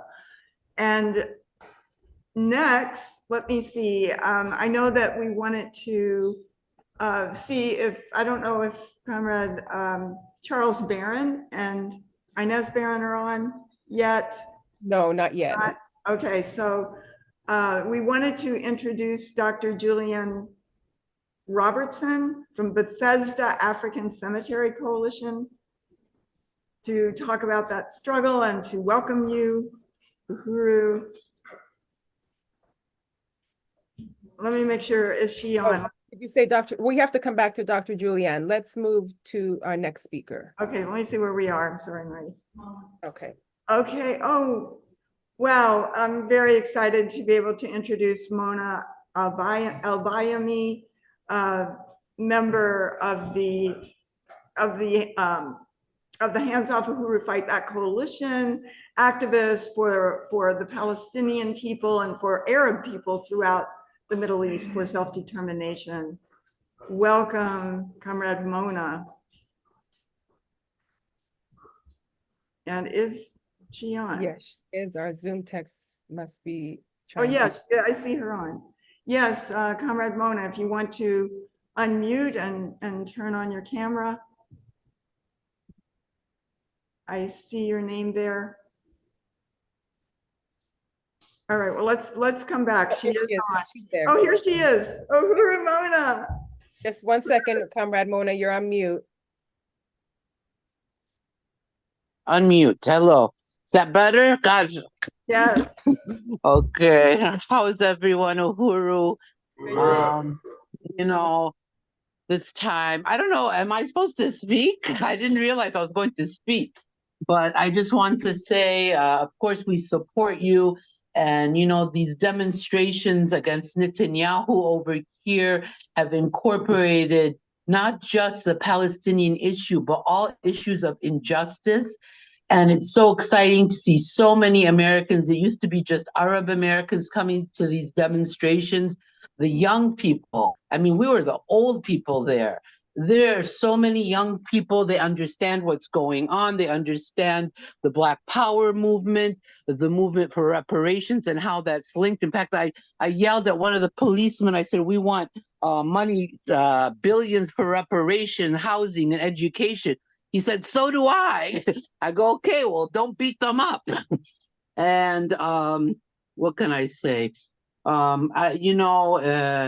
What's happening to the Uhuru 3 is very upsetting.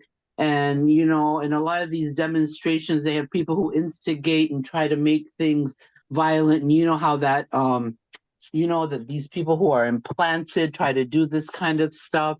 I mean, some of them are just immature children, but we always know that things are infiltrated because they are so scared of any kind of movement that is fighting for justice for the American working people, because when there's so many more poor people now, so when they rise up, there will be the end. And Netanyahu, he even said, this fight, we need each other, and basically they need America to survive, and America needs them to help their imperialist goals. And they are intertwined. And what can I say? I respect you all. Thank you all for your work.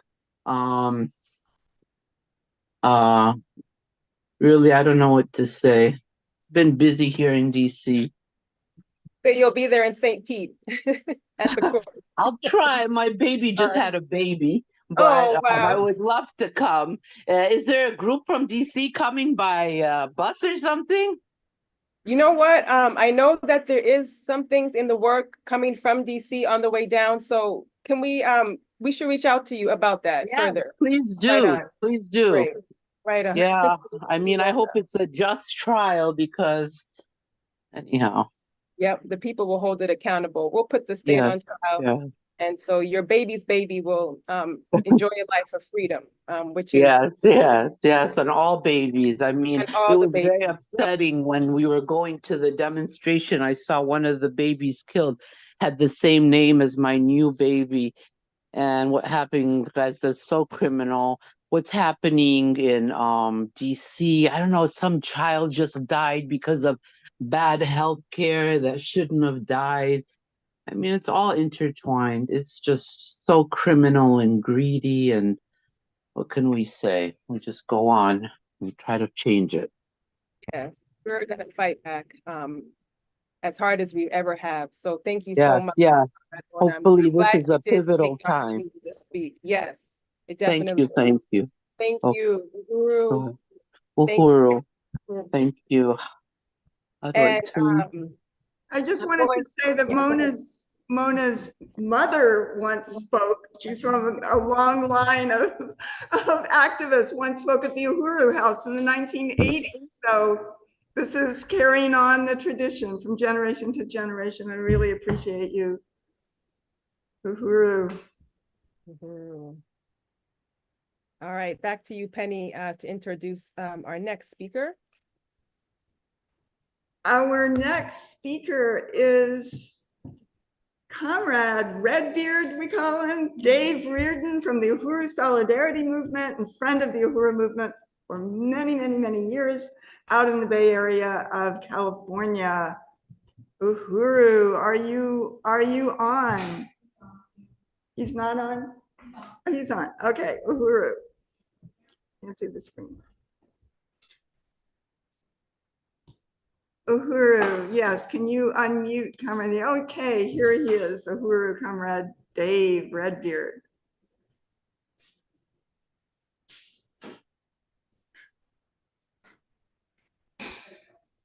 Uhuru. Oh, now, okay, good, excellent. I'm Redbeard, I'm in San Francisco, California. Thank you for this profound opportunity to be part of the Uhuru movement. APSP member Hiba Sheshe invited myself and others to join the July 4th movement to free Desi Woods in 1978. I am still here today due to the consistency of the party's political line and practice in the world, as well as that of APSC. This is the basic party line that has kept me going, and I'll read only in part. The African liberation movement itself is a part of the great contest between the ever-emerging forces of international socialism and the dying but not yet dead forces of imperialism. That's what I want to be a part of. And I want to reiterate what Comrade Mona just said, that this is a pivotal time. Once again, thank you for this opportunity, for the love and the comradeship. Uhuru. Uhuru Redbeard. Powerful statement. Yes, yes. Really appreciate Powerful statement, powerful comrade. You know, building the work out here in the West Coast for many, many, many years. Thank you, comrade. So I'm looking forward to introducing our next speaker live on the ground in St. Pete. This is comrade and director Akile Anayi, who serves as the editor of the Burning Spear newspaper and is a current candidate for District 7 City Council in St. Petersburg, Florida. And comrade, yes. Akile Anayi, we see you, comrade, and I'll turn it over to you to make your statement on today. Uhuru, Chair Mwezi, Uhuru, I want to salute this incredible program and the Hands Off Uhuru, Hands Off Africa campaign 2-year anniversary, and the Uhuru movement has not stopped. This movement has not stopped. The movement to build anti-colonial, to fight for anti-colonial free speech cannot be stopped, and it's so extremely powerful to see. And I want to salute Chairman Amalia Shatella and the Uhuru 3, and just say that we will win. We are winning. And as stated, my name is Akile Anayi, and for the ballot's sake, Eritha Akile Kenyan, and I'm running for District 7 City Council right here in St. Petersburg, Florida, which was also one of the sites of the violent FBI pre-dawn raids on July 29th of 2022. And 2 years ago, I was characterized as an unindicted co-conspirator. I was one of the original 4 unindicted co-conspirators, along with Chairman Amalia Shatella, Penny Hess, and Jesse Neville, in part because of what I'm doing right now, running for office, running for District 7 City Council, right here, exercising voting rights, freedom of speech, to be able to, put the interests and to represent the African community here that's being gentrified out of existence. So I ran on a platform of reparations to Black people in 2017 and in 2019, just as I'm doing now. And they said I did this because Russians told me to, which is not only ridiculous, but it attempts, just like the whole overall attack on the Uhuru 3, what it attempts to do is rewrite history, as though Africans in the US and around the world have not been engaged in a struggle for reparations, raising this question for reparations for slavery and colonialism. And as if Chairman Amalia Shatella and the African People's Socialist Party were not responsible for making reparations a household word. So they are claiming that reparations is a Russian plot and not a demand that has come from our struggle for freedom. But such a claim was so ridiculous, and their case is such an obvious fabrication and an attempt to target Chairman Amalia Shatella, the lone voice, who's been fighting for 60 years of his life for the freedom of African colonized people and freedom of humanity. So an obvious assault, on the chairman as his leadership, that it clearly started falling apart when they couldn't even issue an indictment of the candidate that they said was interfering in US elections. And this interference, of course, was that we made it necessary for candidates running for office, including presidential candidates, to have to deal with the question of reparations to African people for the crimes of slavery, colonialism, stolen land, and resources, which without our intervention would have never gotten discussed. So I remain a proud, unindicted co-conspirator, running for office for reparations, running and an end to gentrification of the Black community, But my platform also calls for an end to the attacks on free speech and the democratic rights of Black and colonized people. And my platform also demands that the charges be dropped on the Uhuru 3. Yes. And lastly, I wanted to say that this attack on the chairman and the Uhuru movement is an assault on the right of the people to know that there's an alternative. That what I'm doing right now and participating in this election is offering the people an alternative. That we don't have to be forcibly locked between these choices of the Republican and the Democrats. We don't have to choose between who's the better killer, but we can actually choose, an alternative, to this system, to the status quo. And that's what this movement represents. That's what our campaign for District 7 City Council represents. So we have a different option. This government is attempting to wipe them out, but we will not let them.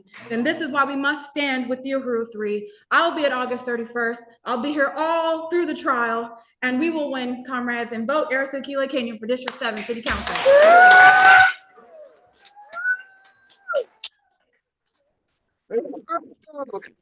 Get out to vote, support the comrade, unindicted co-conspirator, the alternative for what it looks like to put freedom on the ballot. So Uhuru, comrade, thank you, Director Akile.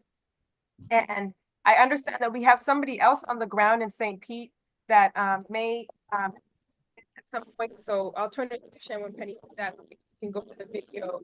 I don't know if they're here or they are going to be on the thing. Rashad Singleton, from a president of the National Reparations League. Great. Is Rashad in the room? Okay, great.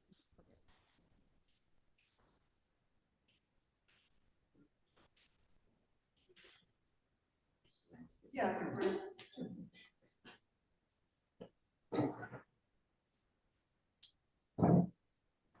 Uhuru. Good evening. Black Power. Black Power. Black Power. Black Power. Black Power. Black Power. Reparations. Reparations. Reparations. All right, we all on the same page then. Shalom, family. I just want to say thank you for allowing me to be here. Giving honor to the Most High and Yeshua, who is the head of my life. Giving honor to Chairman Ahmad. I want to say thank you for allowing me to be here to speak on behalf of the National Reparations League.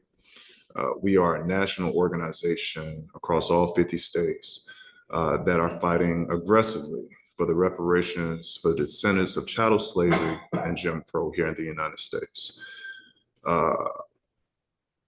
When I heard about this situation,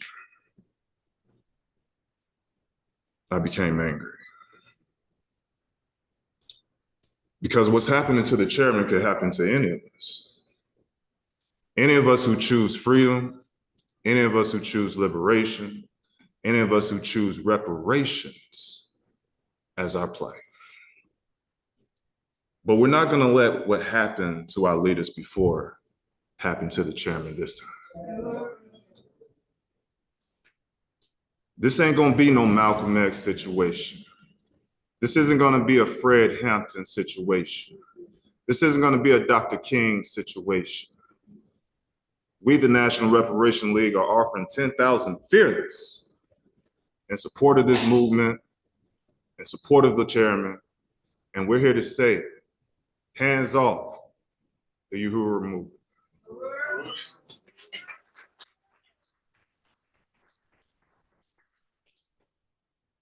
I would like to also suggest that white supremacy only cares about two things: loss of life and loss of profit. Now, I'm not here to advocate violence today, but I am here to advocate where you spend your money at. The system cares about profits. We must affect those profits. Our ancestors showed us the power of boycotting. I would suggest that many of us target the system that wishes to target us. In any type of way we can affect their dollars, we must do so immediately. Boycott, boycott, boycott. I want to thank the chairman for his lifelong fight and commitment. He has laid down the groundwork so that my generation don't have to go through the same mistakes. We can go through smoothly, and at the same time, we have a roadmap because of his work and his dedication. Again, this could be me. This could be you. This could be any of us who choose to truly put liberation, who's not satisfied with the crumbs. We want reparations, real reparations, the same thing you gave Native Americans, same thing you gave so-called Jewish people, same thing you gave Japanese Americans, same thing you've given to everybody, Ukraine, Israel, COVID. You come up with money for everything, and then we say, no, no, no, no, no. What about us? And then you attack those who wish to truly fight for our reparations. Shame on you, FBI. Shame on you. Investigating the leaders of reparation movement, it's time someone investigates you. Black Power.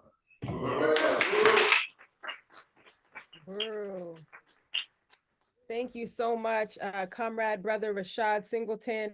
It's great to have you there on the ground, and just to show the amount of support that is continuing to build, in the belly of the beast, in the heart of where this fight back will take place. So thank you, comrade, president of the National Reparations League, Rashad Singleton. All right, so we are moving through this section. We have a couple more videos, statements, so I will turn them over to you, Comrade Penny. If you can take us through the next two videos, actually the next three, because one of our speakers is not on yet. So we're going to go back to back with those next ones. Okay, great. Great. Thank you for all the speakers so far. And we are very, very happy to be able to introduce a video from Comrade Joe Lombardo, one of the leaders of the United Anti-War Coalition, UNAC. Uhuru. Comrades and friends, on behalf of the United National Anti-War Coalition, I want to once again express our solidarity with Chairman Omali Yesitela and the Uhuru 3 in their fight against the false charges of the U.S. government. It should be clear to all, this attack is meant to silence our movement and at the same time to rid themselves of 3 of its leaders. We understand that this is an attack against our movement as a whole and against freedom of speech itself. In the past several months, we have witnessed a mass upsurge in support of the Palestinian people who are being massacred by the Zionist military using U.S. bombs, planes, and money.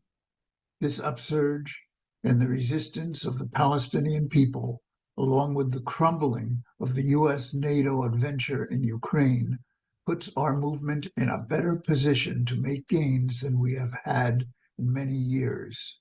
At this time, we cannot afford to lose leaders like the Uhuru 3, so UNAC will continue our support and solidarity. We urge people to attend the trial and help keep the Uhuru 3 free.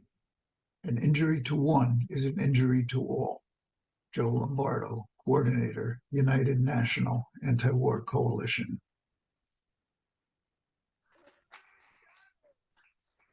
Uhuru. Yeah. Thank you, Joe. Oh, go ahead. Your sound just cut out there for a second. Uhuru. Well, our next video is from Comrade Audrey Bomsey of the National Lawyers Guild. I'm Audrey Bomsey, and I'm co-chair of the National Lawyers Guild Mass Incarceration Committee. I want to read an excerpt of the resolution that we passed at our last convention in support of the Uhuru Movement 3. Whereas the United States federal government has long engaged in political repression, imprisonment, and persecution targeting Black liberation movements, revolutionary political movements, working class struggles, and anti-imperialist parties and organizations. And whereas 3 individuals have been charged with acting as foreign agents of Russia, based on weak allegations that aim to criminalize basic international exchange and collaboration.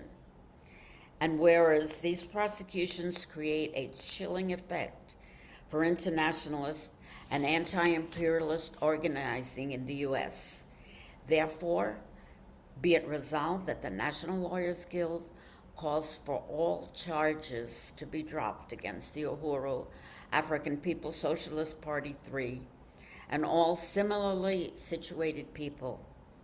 And be it further resolved that the NLG demands an end to the use of FARA to target political activism for Black liberation, peace with Russia, peace with China, advancing an anti-imperialist program, and other international issues at odds with U.S. foreign policy. And be it finally resolved that the National Lawyers Guild will cooperate with other organizations to strengthen and support the legal defense of activists unjustly charged with FARA violations, domestic terrorism charges, and other politically motivated prosecutions in the United States. Uhuru. Thank you. Uhuru, Audrey. Salute that powerful, powerful resolution from the National Lawyers Guild. Very important, and really, really appreciate that. Uhuru, yes. Chairman Wasey, should I introduce the last video of this section? This has been amazing. It has been very amazing, yes. And if you want, I can take this one on. Proud as a proud member of the African National Women's Organization, I want to introduce the next video from the president of ANWO, the African National Women's Organization, President Yejide, who will be giving her statement. Uhuru, my name is Yejide Ormila. I'm a member of the African People's Socialist Party, the president of the African National Women's Organization, which is an organization that was created by the African People's Socialist Party in 2015 to organize African women into revolutionary political life so that we can fight our special oppression, which is caused by the colonial mode of production. I'm based in Maryland, but we have African women who are members of this organization in different parts of the world. And today we're making this video to show our support for our chairman, Omali Yeshitela, and our comrades, Jesse Neville and Penny Hess, who are known most publicly as the Uhuru 3 because the United States government has chosen to attack our movement and attack our chairman and our right to free speech as African people who challenge the colonial mode of production and struggle for freedom for our people. And we just want to make sure that people recognize that the struggle continues and we will not stop until we win. Uhuru. Uhuru. Uhuru. Wow, thank you so much, Comrade President Yejide, who is playing a really powerful, role in this fight back. And so we want to appreciate you, Comrade, who are actually out on the ground in St. Louis right now, leading the One Africa, One Nation Farmers Market.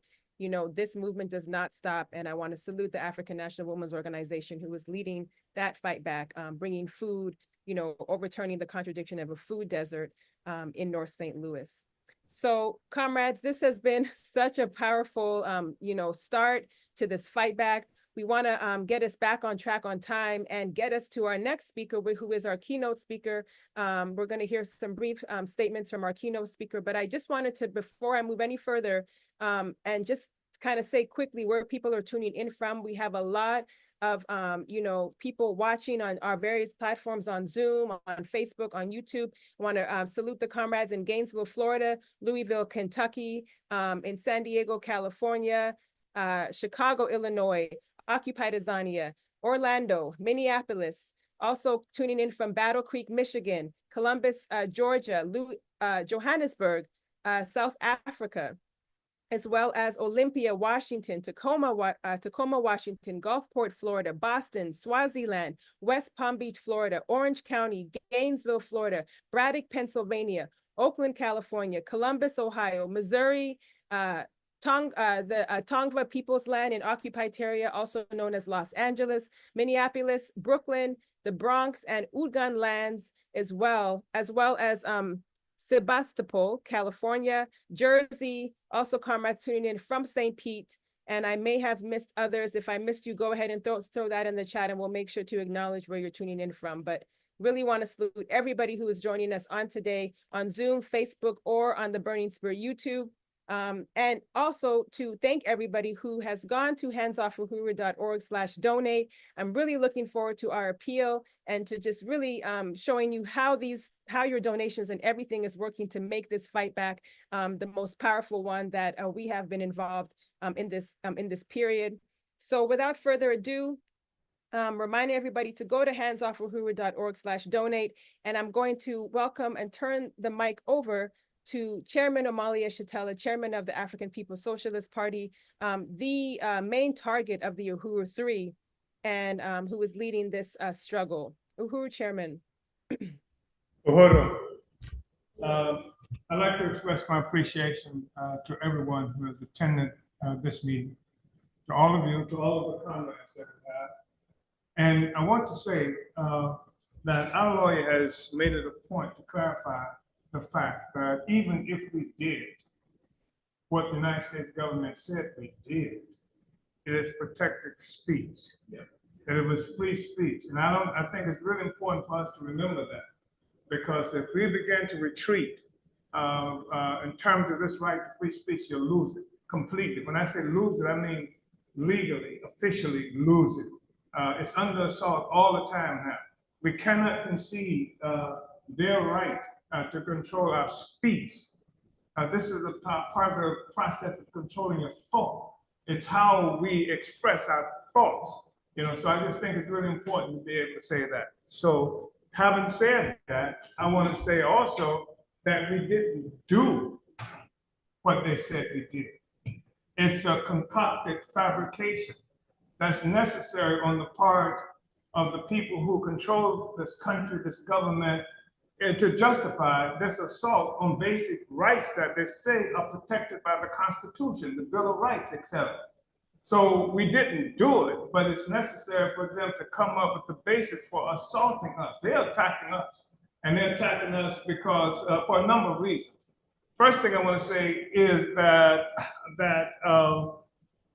there's nobody in this country, there's no group in this country that has fought harder for democracy and democratic rights and free speech than Black people. That we came here in chains.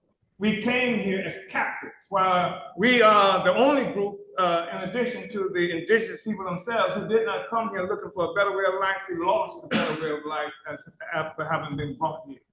It's really important for us to say this and to understand this, that this notion about America being some kind of, how do they characterize, nation of immigrants is ridiculous. Black people did not come here as immigrants, they came here as captives.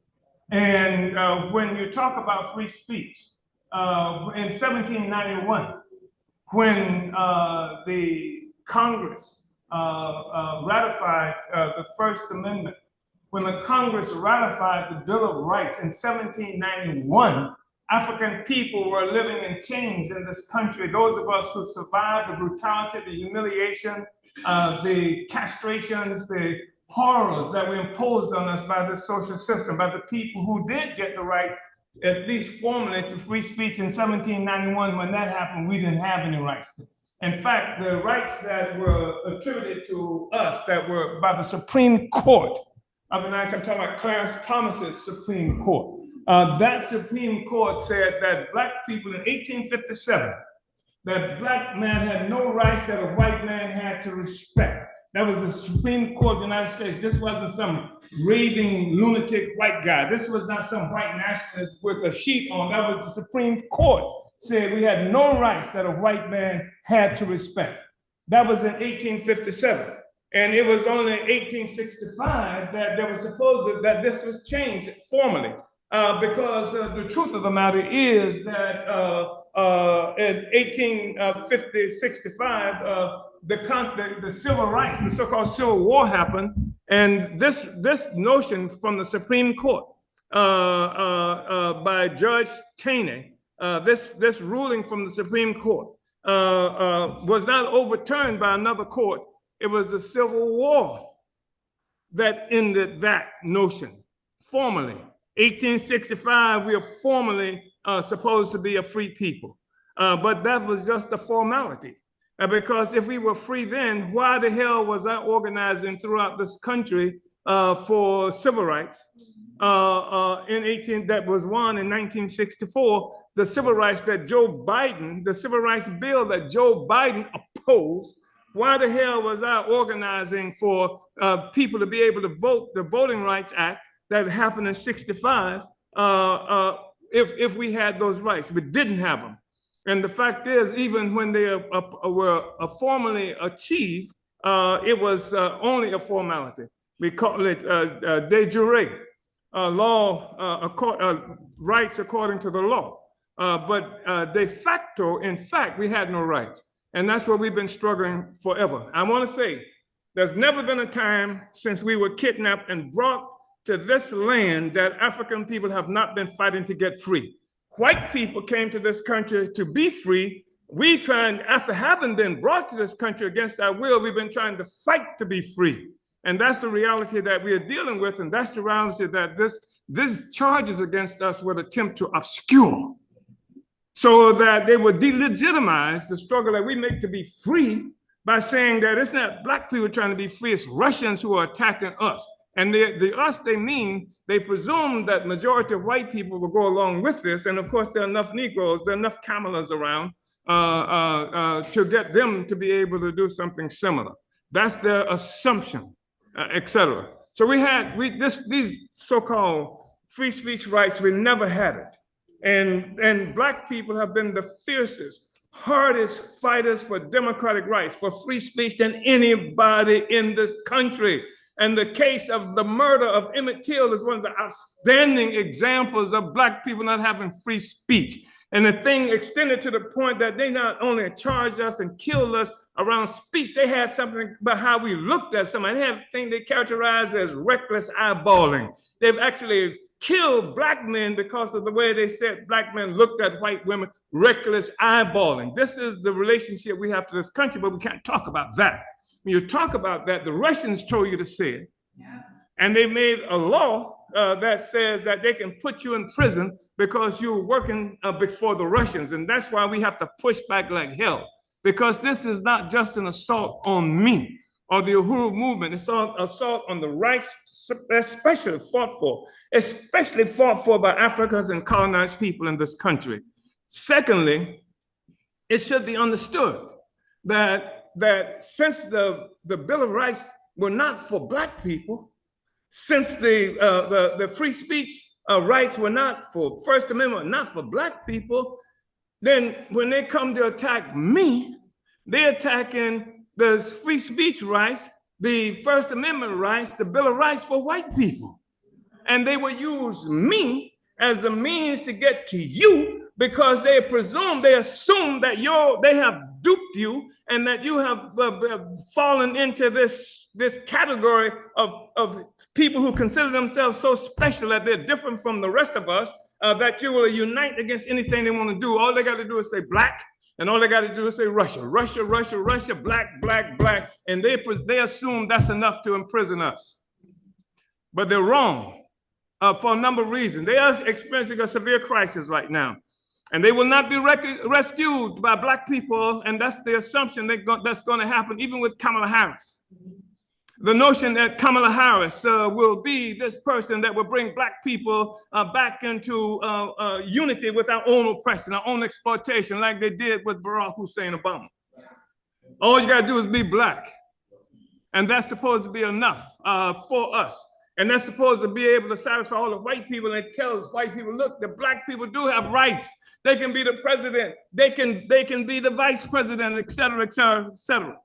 This is part of the scam that they're running on people. But we recognize that the question that we are dealing with is not based on what you characterize as race. That we are in a struggle for power over our lives.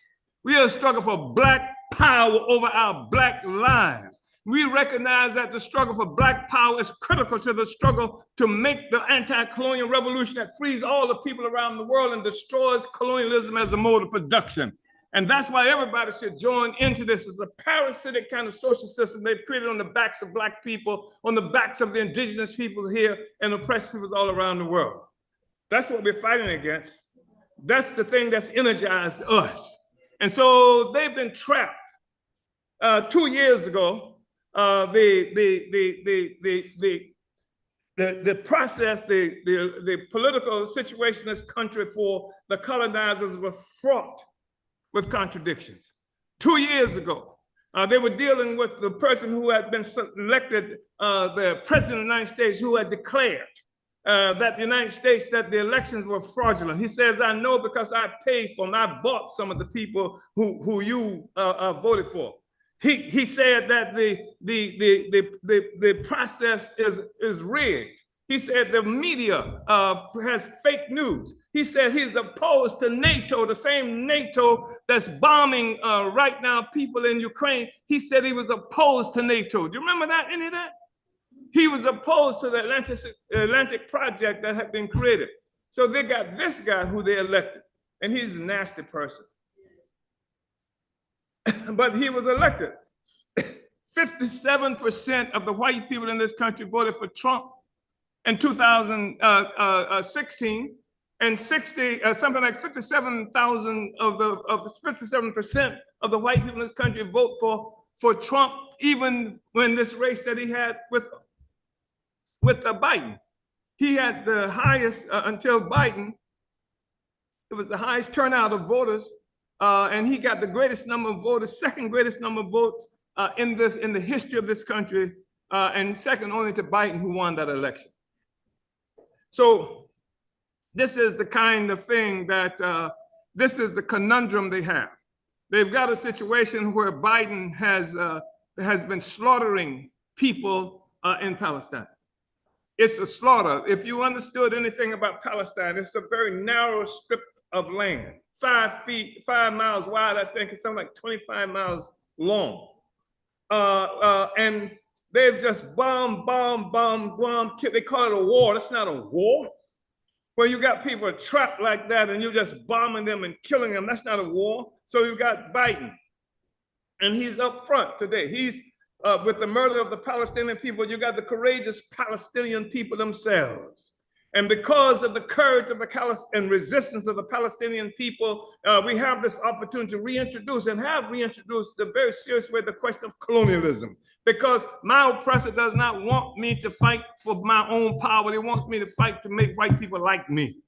They want me to fight to integrate with the oppressor as opposed to fight to have my own freedom. They've actually defined things in such a fashion that people like me, who said that Black people have to be free, that we have to be in control of our own lives, that we have to be the ones who make a determination of whether our children will have a future, as opposed to some good white man or good Negro who's put in power by some good white man. We say that's the thing that we are struggling for, and that's the thing that they hate. And there are even sectors, unfortunately, of the white so-called left that has that problem too. They've said that what we have to be fighting for is not for our own freedom. And say when you fight to your own freedom, you divide the working class. That shouldn't be dividing. The working class should be, that they're talking about, should be jumping on that. They should have been leading the damn struggle for Black power if they were who they claim to be. Understand? So I'm not dividing anyone. The thing that causes division is the refusal, up to now, of the Americans to unite with the struggle of the oppressed, even in this country. That's been a weak link in the movement historically. The stance of the Americans, the stance of the Europeans that came into existence through colonialism, through an attack on by Portugal 600 years ago in Africa that kicked off this process of slavery, that kicked off the colonial process that created what we now see and what they characterize as South America. That if you look at places like Venezuela, Cuba, Puerto Rico, up and down the line, they are there now because of Portugal's attack and dispersal of African people at gunpoint against our will to all of these different places. That's how it happened. That's how the world economy was created. Well, what they were stealing from Africa in Africa, and then they branched off to other places around the world, etc. So we reject that. We're calling on you to reject that. And the reason I'm even bringing this up is because the question of free speech is a really delicate kind of issue. It's one that we should really, really, truly be concerned about. And we should not allow anybody to trick us into moving away from that. But you need to know why they're attacking me, because almost every time we have this struggle, we hear the Black people trying to engage and struggle for our liberation. Then we hear this cry, a frightened cry that comes from the white population, from the colonizer. But what about the white people? And which assumes that Black people trying to be free is some kind of attack on you. No, the attack on you was made when they brought me here as a slave, enslaved person. The attack on you is when they tried to take my rights to speech. We are the ones who defended free speech. Nobody has fought for it like African people. Nobody's fought for freedom of assembly like African people. Nobody has fought for basic rights, democracy in this country like we, because we had to. We've had to. We didn't come here as a free people. We didn't come here on the presumption that we were going to be free. We came here, as Judge Taney said in the Dred Scott case, without any rights that a white man had to respect. So we're calling on you, participate. This is a part of the Freedom Summer. From now until the end of the trial, we are calling on everybody to participate in Freedom Summer. This is part of Freedom Summer. Want to have the most extraordinary struggles and developments in political education, mobilizations, activism going on, bringing people from all over the world here. We'll have rallies on a regular basis, teach-ins on a regular basis. We'll be educating masses of people here and from wherever else they come. You'll hear about Palestine. You'll hear about all those things that they don't want us to talk about. They don't want me. They're not just against me when they take away free speech. My freedom to speech is also an assault on your freedom to hear. It's a demand that you remain stupid. It's a demand that you remain dumb, so that you don't even know the people who live in the same city that you live in. You're frightened to be out at dark without some policeman who's going to kill me. This is the kind of situation we got, and we have to oppose that. So Freedom Summer, this is part of it. And then, of course, the next thing that we'll be looking at in terms of Freedom Summer is August 31st, where people were coming from everywhere. And we'll be right here with hundreds of people right out here, August 31st. Everybody, every movement that's supposed to be about freedom against capitalism, etc., will be here, because we know that capitalism rests upon a foundation of colonialism. Wouldn't be any capitalism without the theft of this land from the indigenous people. Wouldn't be any capitalism without the labor that African did to create what Karl Marx referred to as the primitive accumulation of capital that started the whole damn thing up. So anybody who's against capitalism, anybody who's against colonialism, anybody's for free speech, anybody who just want to be decent will be here. That's part of the Freedom Summer. And then, of course, on September 3rd, the trial is right across the bridge. And we want to create a traffic jam of so many people on the way to Tampa crossing that bridge. This is what we have to do. They need to have a struggle. They have to rent a stadium for this trial. For the conclusion of this trial, because the trial is starting now. This is part of the trial as far as we are concerned. And if you understand that, then you understand that it's not we who are on trial, it's they who are on trial. So I just wanted to say those things, and that the Black is Back Coalition for Social Justice, Peace, and Reparation will be having its 15th national conference here on August 10th and 11th. This is part of the whole Freedom Summer. And this is really important because the charges that they made against us for participating in an election is an assault on our ability to enter into this electoral process that was not created for us. And by the time we had gained what was supposed to be the voting rights in this country, think about this. That was in 1965. What else happened of significance in 1965? Malcolm X was assassinated that same year. 1968, Martin Luther King was assassinated in this country. And the major assault that was happening against all the African movements and struggles that had our own independent programs that included reparations and things like that. So they crushed that movement, and then they gave us the Democratic Party and Joe Biden and Kamala Harris. That's a poor damn substitute for what we've been fighting about all along.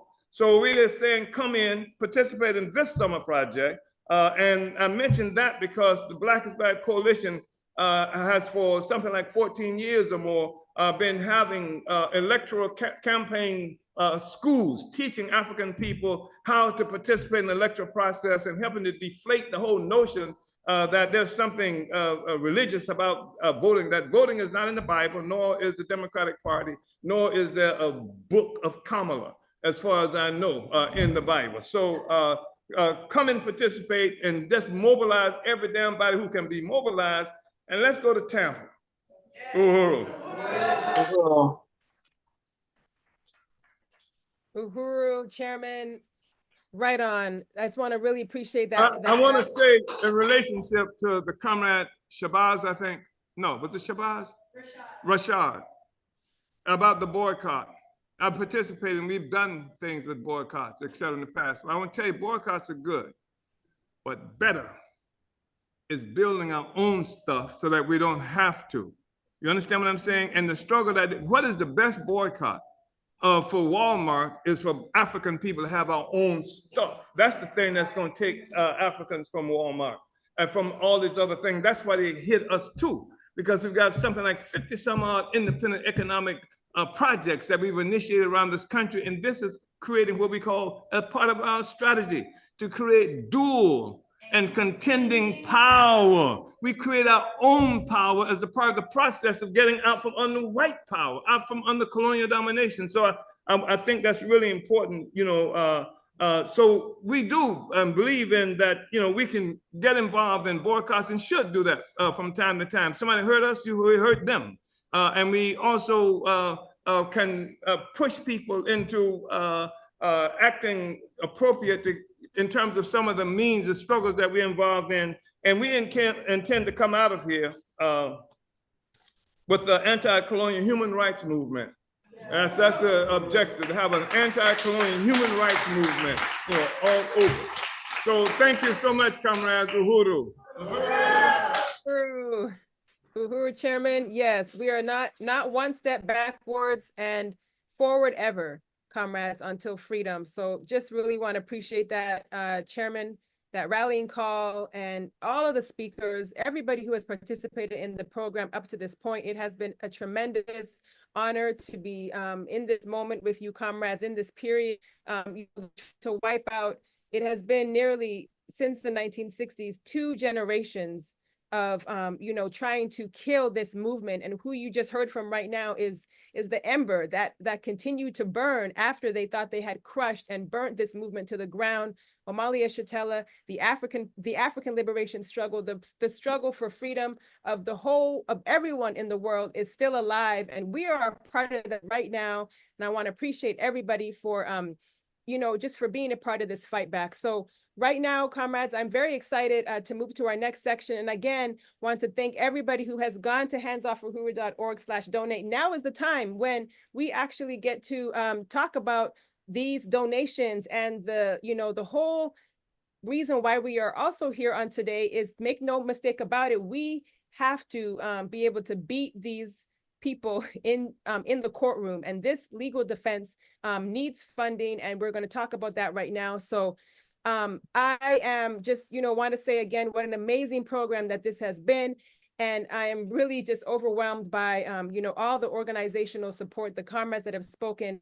And again, comrades, we are confident that with you, we will push back these state attacks and be victorious in our fight for anti-colonial free speech and for freedom of the Uhuru 3. So I want to salute again the relentless struggle of Chairman Omali Yeshitela, Penny Hess, and Jesse Neville. Again, not one step backwards. And speaking of, I'm joined now by Comrade Jesse Neville, who is chair of the Uhuru Solidarity Movement and one of the Uhuru 3, as well as Amanda Carlozzi, chair of the Fundraising and Budget Committee of Hands Off Uhuru, and also was there at Ground Zero during the raids in St. Louis. And we're all going to talk to you about how you can participate in our major fund drive to raise all the funds and resources needed to kick the ass of the ruling class in September. And as we are talking, you can go ahead and start donating again at handsoffuhuru.org/donate. Uhuru Chair Moise, just want to, agree with you that all the statements today have just been so powerful. As you said, my name is Amanda Carlozzi. I'm honored to be part of the fundraising committee for Hands Off Uhuru, and I'm so inspired by the testimonials and, like you said, all the support this campaign has received since the moment after the FBI brutally raided 7 homes and offices on July 29th in 2022. So thank you everyone who has donated so far today. We will be reading your names soon. And if you have not contributed yet, you can go to handsoffahuru.org/donate and contribute today. Uhuru. Oh, I think Comrade Jesse is speaking, but he's muted, or at least we can't hear you. Uhuru, can you hear me? Yes. Okay. All right. Uhuru. It's a little low. If you can turn it up just a little bit closer or get closer to the mic. Yeah. Good. Turn it around to just turn it around. Okay. How's that? That's much better. Uhuru. Okay. Uhuru. Hands off Uhuru. Hands off Africa. Drop the charges. Now. Uhuru, everybody. I'm really excited to be here, really honored to be here. And as was stated, my name is Jesse Neville. I'm the chair of the Uhuru Solidarity Movement, working under the leadership of the African People's Socialist Party and Chairman Omali Yeshitela, working in the white community for reparations to African people. And I am also proud to be one of the Uhuru 3, alongside Chairwoman Penny Hess, my direct leadership, the chair of the African People's Solidarity Committee, and of course, our leadership and the main target of this vicious, desperate, and doomed to fail assault on the African Liberation Movement, Chairman Omali Yeshitela. And I want to just start by saluting the chairman, saluting the incredible presentation that the chairman just gave, and the chairman's more than 60 years of relentless leadership for the liberation of Africa, African people, and all oppressed peoples around the world. I also want to salute Onezene Yeshitela, who is the deputy chair of the African People's Socialist Party, and who was also there on July 29th, guns drawn, handcuffed, guns drawn against her and handcuffed that morning on July 29th. And I want to salute Chairwoman Penny Hess of the African People's Solidarity Committee. I want to salute you, Chair Moise Odom, for your incredible leadership of the Hands Off Uhuru campaign. And I also want to shout out Comrade Amanda over there in St. Louis, who also happens to be my wife and who also was there on July 29th, who was also handcuffed in the apartment that we live in above the Uhuru Solidarity Center, and had guns pointed at her and went through all of that on July 29th as well, and has been a courageous and bold and powerful comrade. So salute to you, Comrade Amanda Uhuru. And finally, and most importantly, I want to salute all of you who have stood with this movement from day one. And this picture that you're looking at is day one, ground zero, July 29th.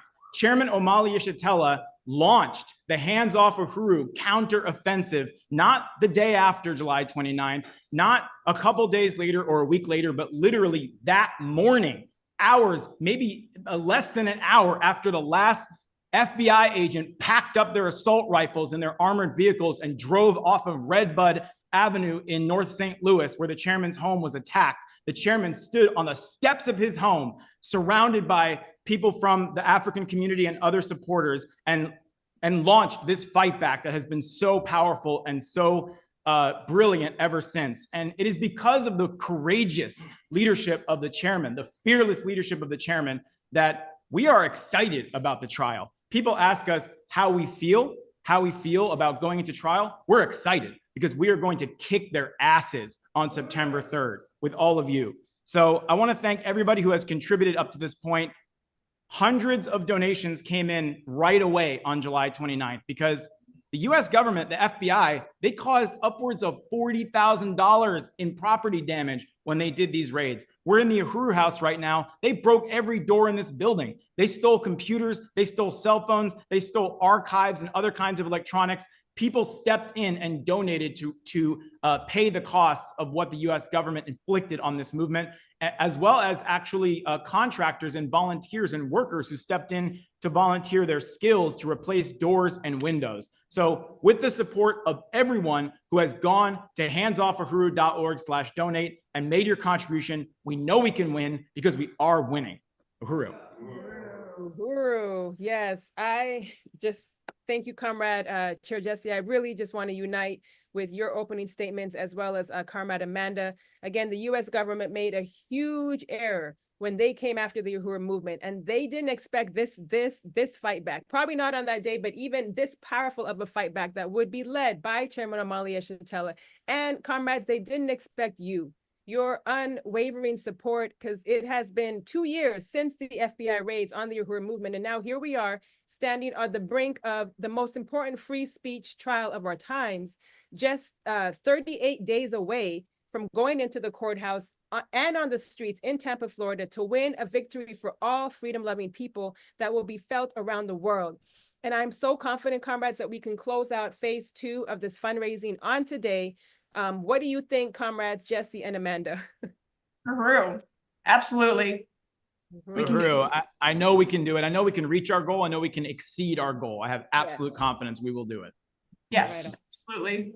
Uhuru. And, these U.S. government attacks have been all-encompassing, starting with the raids, but they also shut down bank accounts for Uhuru movement organizations, shut down the fiscal sponsor that we had for this campaign, revoked grant funds, forced money that normally would go to the amazing programs of the Uhuru movement to go towards legal fees.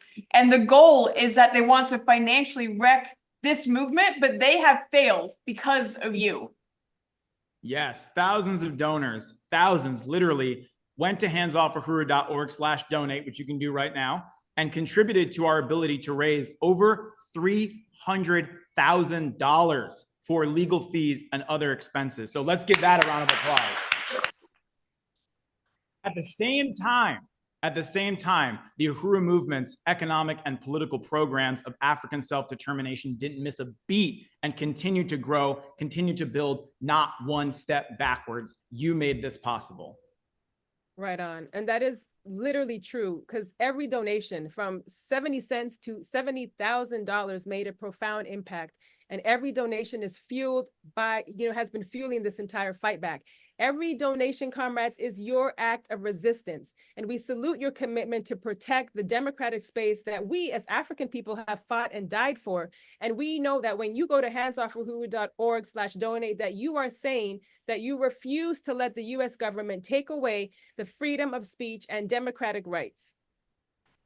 Uhuru. And we have a little chart here. So as you know, phase 1 of the campaign raised $277,500 from all of you. And before that began, tens of thousands of dollars were donated to repair and replace damaged and stolen property from the raids. And that's a significant amount of money. And if you see this big green slice here, between $1 and $100 donations encompassed over 50% of what we received. So that's a huge amount of money, and it really shows that literally every dollar makes a difference.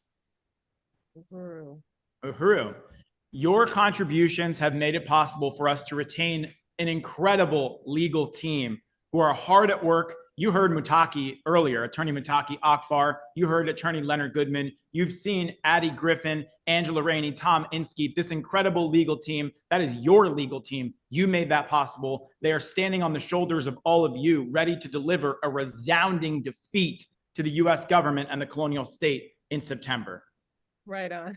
I'm so excited, comrades. So when you go to handsoffuhuru.org/donate, just know that your donations made it possible for us to produce the flyers, the brochures, the banners, and other literature needed to bring the demands of this campaign out to the masses of the people, literally around the world. So the Uhuru 3, they were also able to travel, to host events promoting this campaign, which was so important because this is a political trial, as we have been saying, and the masses of the people of the world are ready to hear, who are literally the real jury. Uhuru. Uhuru. And right now we're in phase 2 of this fundraising campaign, and our goal for phase 2 is now $65,000. That was adjusted. It was lowered from $100,000, as we get closer to the trial.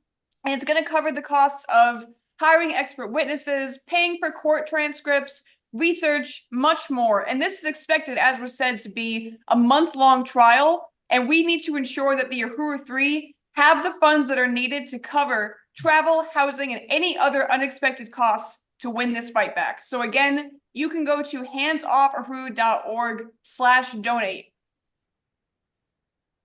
And thanks to all of your amazing support since the beginning of phase 1, before we even came into this event today, the people had already contributed $34,000 since phase 2 began, which means we only have 31,000 more to go. We can do that. Our commitment, comrades, is to raise this $31,000, not by the end of the month, not by the end of the week, but by the end of this appeal, by the end of this event.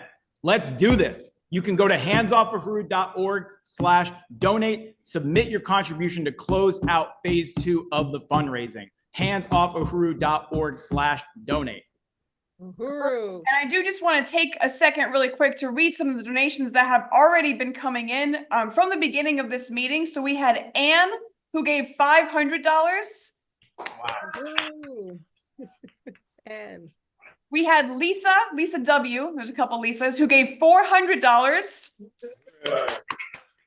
Susan, and Susan's out in Boston, so it's good to see you, comrades. Susan gave $120.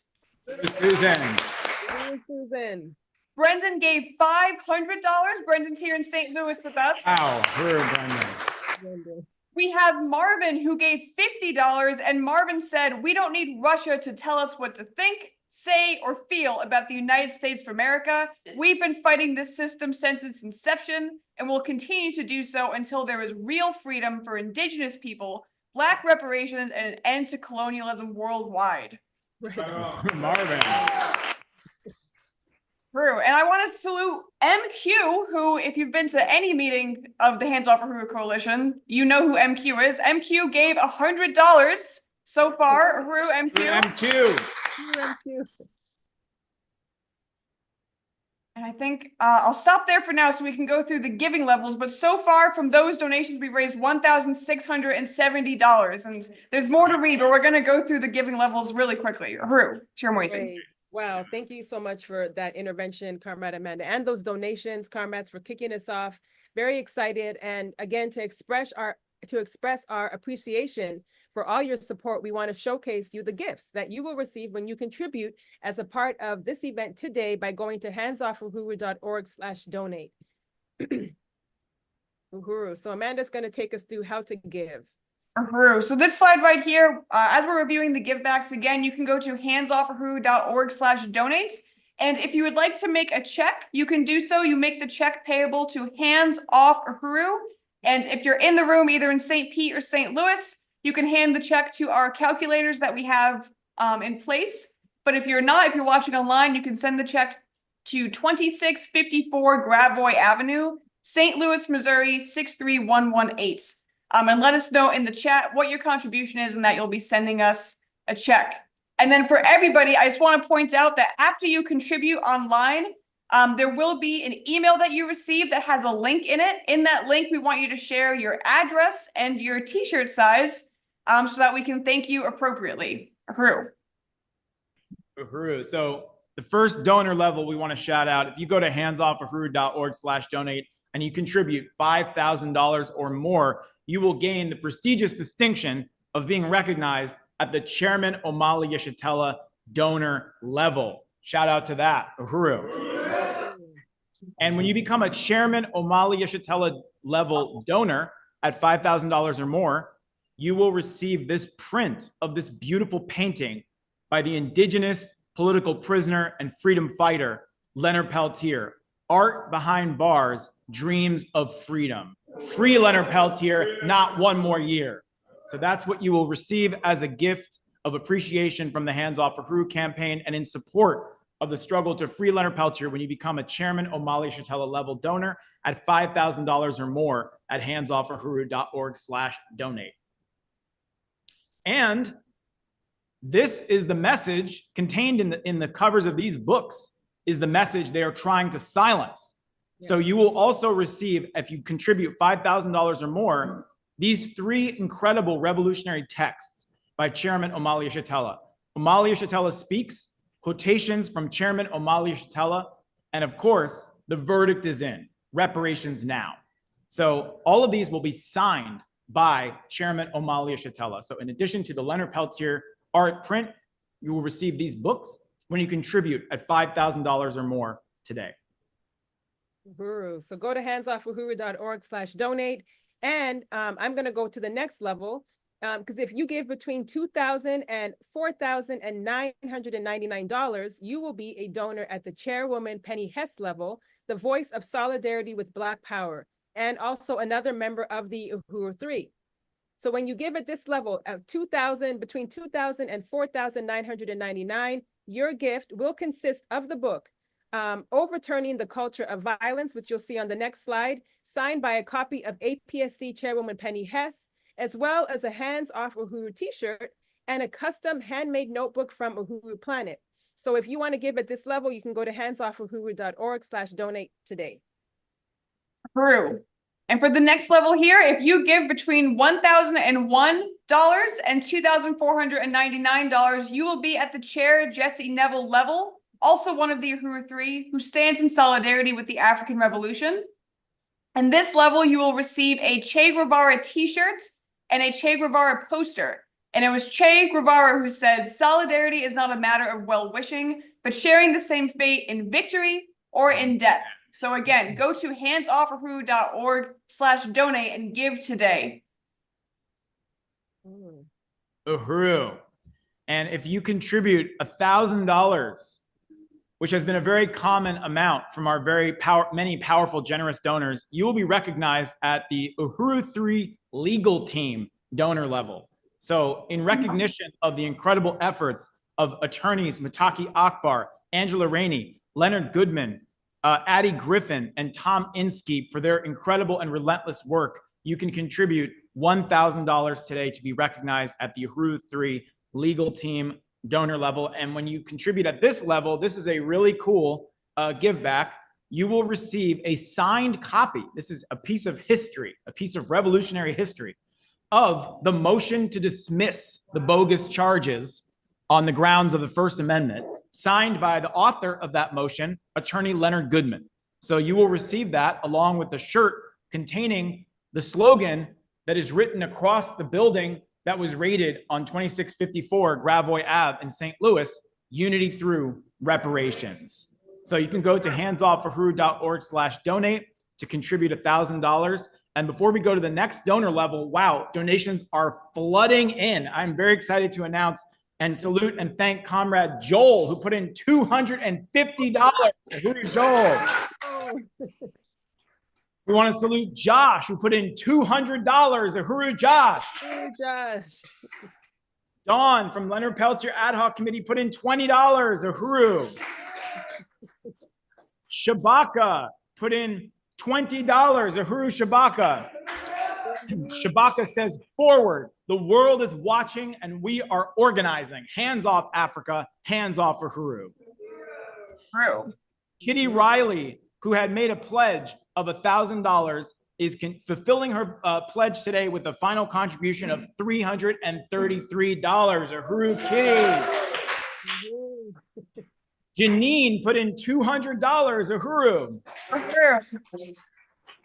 And you knew we weren't going to go through a Hands Off Uhuru appeal without hearing this name again. Shout out to MQ, who put in another $100. Uhuru MQ. Salute to Comrade Matum, who put in $100. And I'll leave us with this one for now. This is a very powerful contribution from Comrade Redbeard, who you heard from earlier today. First of all, he said, "I'm a white worker, and the opportunity for solidarity provided to me by the Uhuru movement has guided our family life for decades." And to show his appreciation, to show his support, to show his continued longstanding solidarity, Comrade Redbeard went to handsoffahuru.org/donate, and he put in $2,000. Uhuru Redbeard! Uhuru. Thank you, Jesse. And that brings our total to $4,893. So we are getting closer. We only have 13,000. Oh, excuse me. I won't do that yet. We have $4,893 raised. So Uhuru, salute all of that. Uhuru. And the next donor level that we have is the Chair Moise Odom level. And as you know, Chair Moise Odom is the coordinator of the Hands Off Uhuru Fightback Coalition. So Chair Moise. And this level is between $500 and $999. And if you give it this level, you will receive a pin commemorating the 50 years of struggle of the African People's Socialist Party, as well as a red star pin. So Uhuru. So again, go to handsoffuhuru.org/donate. Uhuru. Right on, comrades. And if you give at the $250 to $499 level, you will be a Burning Spear Warrior donor. And this is some of the givebacks, or one of the givebacks that you give for giving at this level of $250 to $499. On our next slide, you will see that if you give at this level, you will receive a 1-year subscription to the Burning Spear newspaper delivered right to your door. Uhuru. Uhuru. Uhuru. And if you give between $100 and $249, you will be recognized at the level in honor of the great Marcus Garvey, who led a movement in the 1920s and earlier to build international movement for the liberation of African people, and who was also targeted by the FBI in its early days when it cut its teeth, as the chairman says, attacking the movement of Marcus Garvey. And in recognition of this donor level, when you donate between $100 and $249, you will receive this awesome revolutionary red star pin. So go to handsoffuhuru.org/donate. Uhuru. And finally, if you give anywhere between $1 and $99, and we're very serious when we say that every single dollar makes a difference, and we have had people give $1. So you will receive this sticker demanding to drop the charges on the Uhuru 3. And this was designed by our really incredible volunteer, Cesar. So again, every single donor, no matter what the amount, will receive these stickers. And that is when you go to handsoffuhuru.org/donate. And I just want to pause here really quick. Well, we can go to the next slide on how to give, and we can leave this up for a second. But I do just want to read again. I think people were really inspired by these levels, because we have more donations pouring in. So we have Kat, who gave $10, Uhuru Kat. Uhuru Kat. We have Kara, who gave $200, Uhuru Kara. Uhuru Kara. The All African People's Development and Empowerment Project, one of the organizations of the Uhuru movement, gave $185 so far. Uhuru. And this one is very, very powerful. So I just want to really salute this comrade. This is Secretary General of the African People's Solidarity Committee, Allison, who says, "Victory to the Uhuru 3, African liberation in the chairman's lifetime, death to colonialism, victory to all colonized and oppressed people, reparations now," who gave $1,000. So, and there's more. We have Leah, an incredible comrade, an incredible donor, who gave $500 today. Yeah. And another organization of the African People's Socialist Party, the African Socialist International, who also gave $500, and that's led by Louise Kinshasa. So Uhuru. In the Africa region, yes, that was together. Uhuru. And Tufari Mugeri. Uhuru. We have from Wendy Snyder, who says, "From the West Coast Uhuru Solidarity Movement, not one step backwards. All out for the march, rally, and trial. Hands off Chairman Omali Yeshitela and the Uhuru 3." And she put in $50. Uhuru Wendy. I want to salute the Office of Deputy Chair Ona Zane Yeshitela, who said, "The Office of the Deputy Chair stands with Chairman Omali, Chairwoman Penny, and Chair Jesse. We will pack the courthouse beginning on September 3rd. From Bakari, Shakura, Maureen, Ali, Kitty, Seali, Stephanie, Raya, Janine, Elsie, and of course, Ona Zane, $500. Uhuru. And from the office of Chairman Omali Yeshitela, we have the statement, "Salute to Chairman Omali Yeshitela," from Amwezi, Life, Kabula, Fofi, Ekenge, Jainaba, Kenya, and Chimaranga forward to September 3rd. The people will win. We are winning. $500. Uhuru. And I just want to say, if you're in St. Pete or St. Louis and you want to give a certain amount, I know you wrote it on your cards, but please feel free to raise your hands as well, and we can repeat your statement on the live here.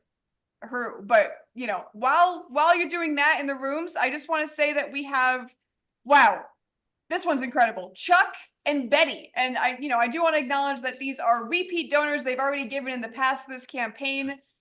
They have given $2,000 towards our goal today. Chuck and Betty. True. So that brings us to over $10,338. Wow. Third of the way there. Let's keep it going. Yes, Uhuru. I also want to shout out Comrade Sandy, who said, pledging $25 to be paid on August 1st. Victory to Uhuru, long live. Uhuru Sandy. And I want to see if people can guess the next donor I'm about to shout out. MQ, $100. Uhuru MQ. We should have an MQ donor level. We want to shout out Stephanie, who put in $50. Uhuru Stephanie. Stephanie. Uhuru Stephanie. From the Uhuru Solidarity Movement, we have $500. Uhuru. Uhuru. And this is very exciting. From Deputy Chair Ona Zane Yeshatela and Chairman Omali Yeshatela, with the statement, Uhuru, no compromise, no surrender. Vanguard up, $1,000. Uhuru, Deputy Chair and Chairman Omali. We have from Comrade Wayne, $100. Uhuru. Wow, this is a long list. This is a long list. This is why we gave more time to the appeal today. Go ahead, Amanda. Uhuru. Yes.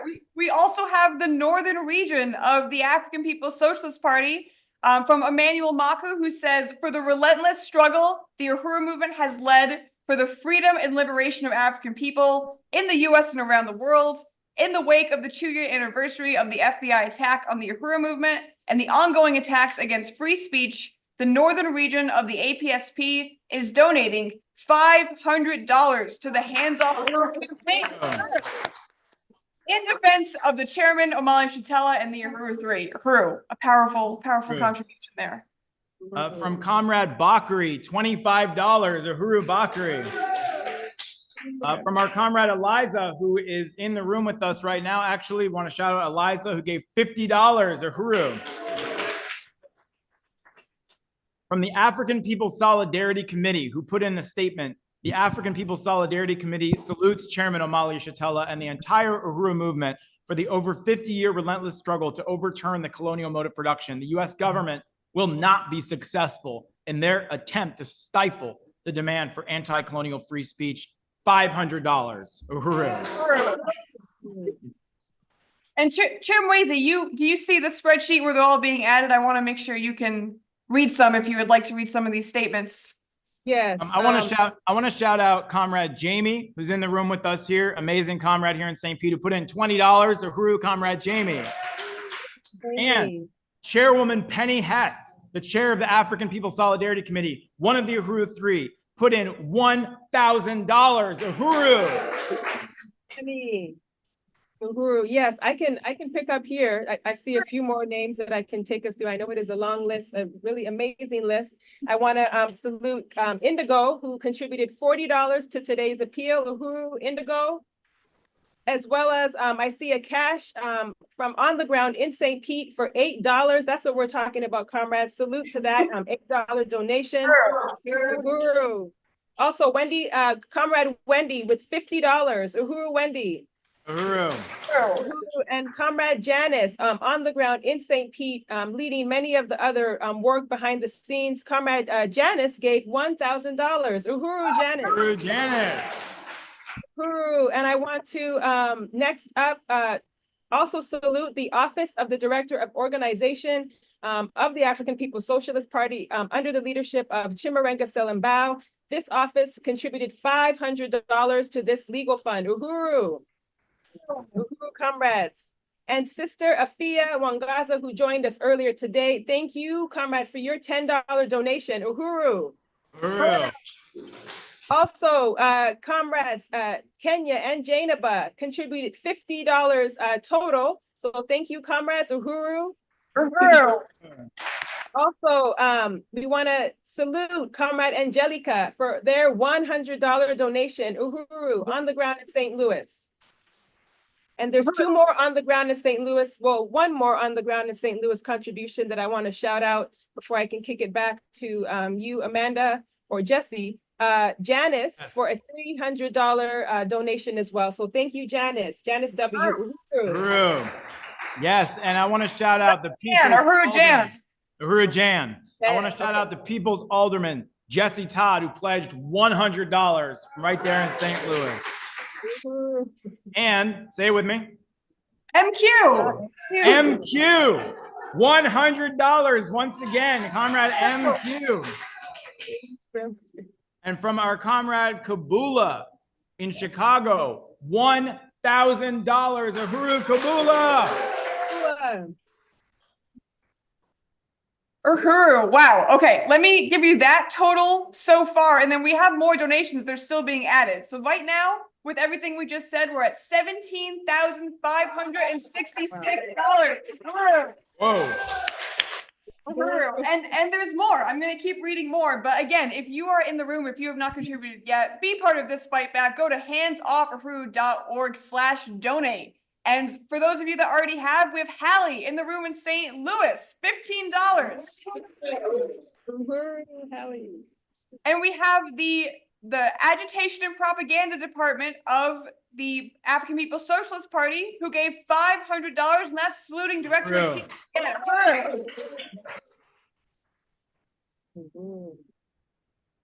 And we also have the International People's Democratic Uhuru Movement, and we heard from President Matsamela Odom today as well, and they also contributed $500. Uhuru. Uhuru. And go ahead, Jesse. No, please. Okay, we have from Comrade Maureen, $1,000. Uhuru Maureen. And I also just want to repeat what Amanda said, that many of these donors have given a lot throughout this campaign. And we just want to salute all of you for the 2 years of support that you've given to Hands Off Uhuru, and that you are still here with us as we push towards victory in September. So we want to shout out Carol, who put in $50. Uhuru, Carol. Uhuru. Yeah. Comrade Raya, longtime member of the African People's Solidarity Committee, pledged $100. Uhuru Raya. Uhuru Raya. Comrade Diane put in $10. Uhuru Diane. Uhuru. We have Comrade James, $50. Uhuru. We have Geraldine, who I believe is here with us in St. Pete, $50. Uhuru Geraldine. We have Comrade Janet, who put in $400. Uhuru Janet. Uhuru. Let's do it one more time. One more time. MQ. $100. Uhuru MQ. We got to keep up with MQ. Go to handsoffahuru.org/donate. Be like MQ. Uhuru. Well, and we also want to shout out Tam Zimbabwe, $25. Uhuru Tam. Uhuru, so comrades, just to say really quickly, I want to match one of MQ's $100 donations. Put me down for $100. $100. Uhuru. So that brings our total to, it's going to be $20,266. Almost there. All we have to raise left is $10,734. We're about 2/3 of the way there, and that is amazing. So again, go to handsoffahuru.org/donate and contribute today. Uhuru, and I just want to recognize another beloved comrade, Johan, who's in Largo, who has contributed in the past month $1,000 to Hands Off Uhuru. Uhuru to Comrade Johan. Yes, Johan was part of getting us to that $34,000 before this meeting. So we really, really appreciate you, comrade. And there's more as well. There are more of you that have contributed $1,000, $500, again, $1. And, we want you to be part of that again today. So go to handsoffuhuru.org/donate.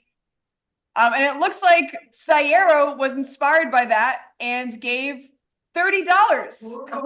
Bruce Sayero. So Amanda, am I reading correctly that we have only $10,704 left to go? You are correct. Wow. Okay. We can do this. We can do this. Go to handsoffuhuru.org/donate. All right. And make your contribution. And if there's anybody that can go ahead and do $10,000, go ahead and do it. handsoffuhuru.org/donate. It is tax deductible, by the way. Want to mention that because it goes to our fiscal sponsor, which is a 501c3 nonprofit. So you can go ahead to handsoffuhuru.org/donate. Uhuru. Wow. What a powerful appeal, comrades. Just a long list of support. And as we said, all of those donations are an act of resistance. So I just really want to salute and appreciate you, comrades, Jesse and Amanda. And let me know if this is the time for us to close the appeal section, but not the opportunity yet. for people No. to donate. Okay. Great. Almost. We're getting there. My calculators in the room are telling us to hold on because we got more coming in. Oh, wow. We sure do. We sure do. We want to salute Tamara, and I hope I'm saying that right, who put in $200. Uhuru. Uhuru. Tamara, yes. And we also have Comrade James, who put in $110. Uhuru James. Uhuru James. Wow. So I think we are coming up to time. So we are 2/3 of the way there, just about. We want to salute John, who put in $10. Uhuru John. Uhuru. And all right, they're typing their way I down. have a big announcement to make. We just received an anonymous contribution. How far away are we from our goal? We were about $10,000 away, right? $10,384 now. We just received an anonymous contribution, comrades, on this day, July 27th, just about 2 years after the US government thought they would crush this movement, that they would silence the voice of the African Revolution. We just received an anonymous contribution of $10,000. Uhuru! Uhuru! We are winning! We are winning. Hands off Uhuru! Hands off Africa! And we're not, and it's not even over. And no, they're still typing. We want to salute you, whoever you are. You know who you are, our anonymous donors. We love you. We salute you. We thank you. We appreciate you so much for your incredible stand with the Uhuru movement, with anti-colonial free speech, Uhuru, and just revolutionary love and appreciation and salute to you and to all of you who have contributed, including our comrade evangelist, Esther Holzendorf, who said, I will donate $300. Uhuru, Esther. We want to shout out Poteet, who put in $100. Uhuru Poteet. I knew we'd get past our goal. We are surpassing it. We did. We surpassed our goal. We surpassed it. We're at $31,016. Uhuru, comrade. Wow. Wow. There's more. There's more. There's more. There's more coming in. They have to type them. Chair Moise, I know we have more of the program to go through. I want to be able to thank people, but if we need to move on, we just let me know. But I'm going to read this one because they typed it. And Tomboy put in $100. Uhuru and Tomboy. Wow. Yes, comrade, we do need to move the program. We are running behind, but please check back in to let us know any other donations. I do see one more from On the Ground in St. Pete that I will mention before we move. And I want to salute Comrade Rashad, who I believe is who we heard from earlier, who gave $100 donation. $100. Uhuru Rashad. Thank you so much. Comrades, this has been amazing, so powerful, and it just shows that we continue to get stronger and more bold as we inch towards kicking the ass of the ruling class, and you have been a part of it. That is no small statement. We could not have done this without you, comrades. Really want to just salute you all, salute our fundraising team, everybody who helped put this appeal together. and everybody who made this a success. We surpassed our goal now by $216. So we have raised at this point $31,216 towards phase 2 and beyond. Wow. Uhuru. You did it. Uhuru, give yourselves a round of applause. I just want to thank everybody so much for your incredible contributions. Thank you, Chair Mwezi Odom. Thank you, Comrade Amanda. Thank you, Chairman Omali Shatella, Chairwoman Penny Hess, everybody that made this possible. And we will see you on August 31st. We will see you in September. We're going to kick the ass of the ruling class. Hands off Uhuru, hands off Africa. Wow. All right, comrades, stay with us. We are moving towards the end of an amazing program. We have some more salutes coming up, but before we do that, I just want to turn it over to two of our comrades who are probably just kind of trying to get back into place. But we're going to hear about, you're going to hear from comrades Penny Hess on the ground, as well as Comrade Emmanuel, who is a leading member in the African People's Socialist Party, leading the northern region, but is on the ground right now in St. Pete, building the Freedom Summer, winning the people and, scorching the earth to get everybody all out for the trial and also all out for August 31st. So I'm going to turn it over to comrades Emmanuel and Penny on the ground in St. Pete to tell everybody how to get to the trial, how to get to Tampa, Florida. Uhuru. Uhuru. Yes, Comrade Emmanuel, did you? Uhuru, let me please. Yes, yeah. Chairman, please. First of all, it's tremendous, the kind of resources that we've raised up to now for this campaign. Our oppressors, again, thought they could bankrupt us. They could destroy us by taking our resources. As you know, they created sanctions, and banks actually refused to handle our accounts and what have you. It was a real serious kind of situation where you have no place you can store resources for them to be used. They actually push our fiscal sponsor out of business. Man, our objective is to be completely transparent so that these resources are handled in the best possible way, but they failed. And I think that your presence here and the movement we're growing is just the best evidence of that.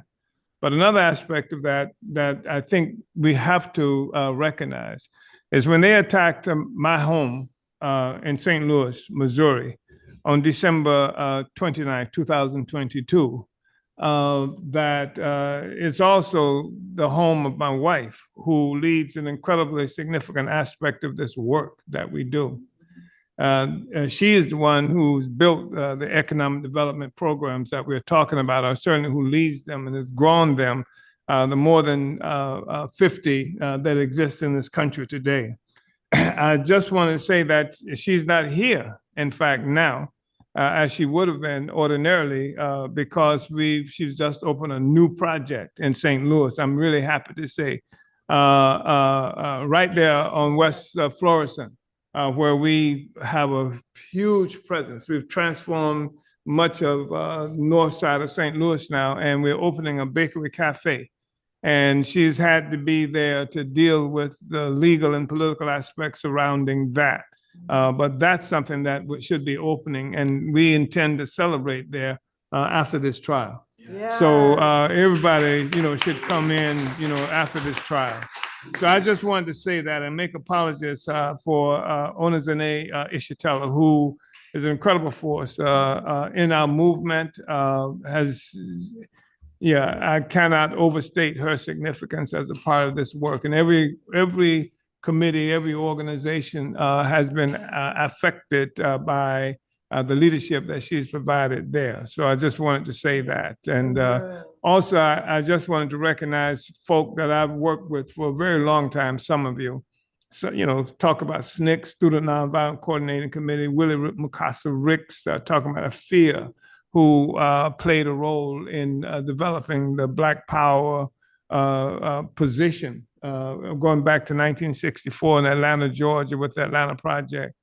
Talking about Comrade Ntamwe, the father of Akile Anai here, who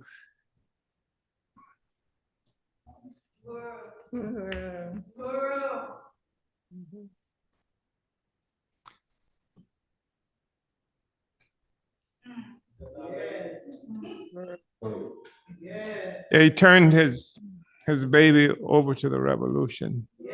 And she's been extraordinary.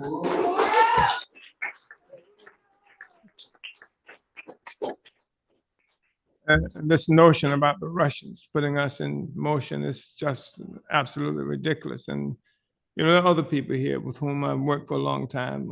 Used to be my squad partner back there in the corner, Corbina, you know, out of Huntsville, Alabama, you know, Brooklyn squad, you know, yeah.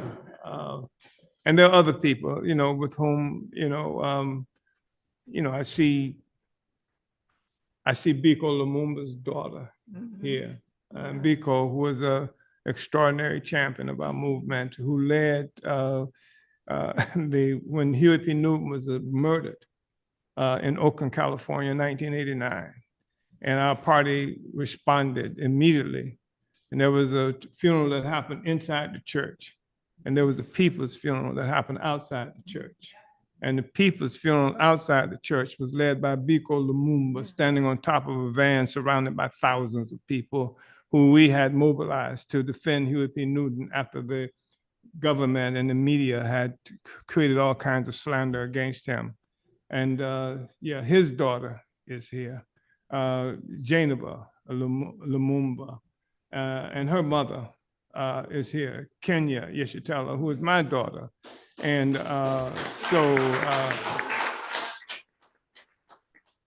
and of course, you know, I got a baby brother who is here too. And I'm saying these things, but there's also, I mentioned Jainaba and Akile, and you know, here, you know, Comrade Emmanuel, who's sitting next to me, and this is a whole new generation of African leaders who the state will have to contend with. And, you know, I think that the notion that Russians lead us, you know, is just knowing anything about this movement clearly destroys that idea. And that's why we want you to be here today. And for Freedom Summer, let's work their asses off, because nothing else, we can outwork them. They got the money, we can outwork them. And so we want to be here on the ground, going door to door, passing out flyers, talking to people, having forums, having demonstrations from now and electing, well, you know, Akile. From now until the end of that trial, that's what we're going to be busy doing. Thank you, Comrade Penny Hess. Thank Redbeard, Mark. These are comrades I've worked with for so many years, and Penny Hess and Allison, who was mentioned, and Maureen, and who did I miss? Kitty, and just a whole army of Janice. Oh yes, my 19-year-old Puerto Rican friend.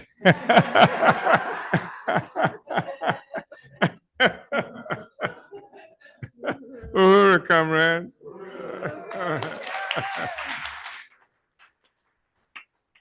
Uhuru Chairman. Uhuru Chairman, wow, what a— Can we bring the mic just a little closer to you, Comrade Penny? Oh, Thank you. I'm sorry. Yeah, Manuel, you're going to turn it. There we go. No, I thought, Uhuru, I just wanted to, before we close out, and this has been an incredible day, I really want to salute your powerful words, Chairman, and especially at the end when you were summing up just the significance of this long movement for African liberation. And it is really critical that everybody be here on August 31st. We need thousands of people here and at the trial, and starting September 3rd. And I'm just going to give a few words for Comrade Emmanuel, who's going to be coordinating that powerful action. Uhuru. This has been a really great event, and I'm so glad that we were able to meet our goal. And yes, the work of August 31st is to ensure that reinforcements are on the way. That is our promise, that reinforcements are going to be here. That it's not, that we aren't going to leave the Uhuru movement, that we're not going to leave, Chairman Amalia telling the Uhuru 3, out alone at sea or anything like that. And so the Freedom Summer campaign, whose work is centered right here in St. Petersburg, Florida, is working with the Hands Off Uhuru campaign to build the massive August 31st rally. And we need you, our supporters and viewers, the masses of the people, as well as those who are organizers, activists, defenders of free speech, and even those who are plain old tired of being sick and tired, all out for August 31st. Come to St. Pete on August 31st for the Freedom Summer Rally. We are working every single day to build this massive rally to drop the bogus charges on Chairman Amalia Shatella and the Uhuru 3 as part of the Freedom Summer campaign, building for a mass mobilization on August 31st, leading up to the trial beginning September 3rd, which is just across the bridge in Tampa, Florida. This rally will include speakers such as the Uhuru 3, movement leaders, and celebrities. We are calling all organizations of the Hands Off Uhuru Coalition to attend in full force, as somebody had said earlier in this event, and to help us build for this rally. And anyone who can be here even before August 31st to assist in the local outreach and organizing and to bring the entire state of Florida through the duration of the trial, that they do so. Go to handsoffuhuru.org right now. Click on the button that says, I will attend the trial and I will attend the rally. All out for August 31st, all out for the trial. The people will win. We are winning. Hands off the Uhuru movement. Uhuru. Right on, comrades. Oh, go ahead, Penny. Thank you, Comrade Emmanuel.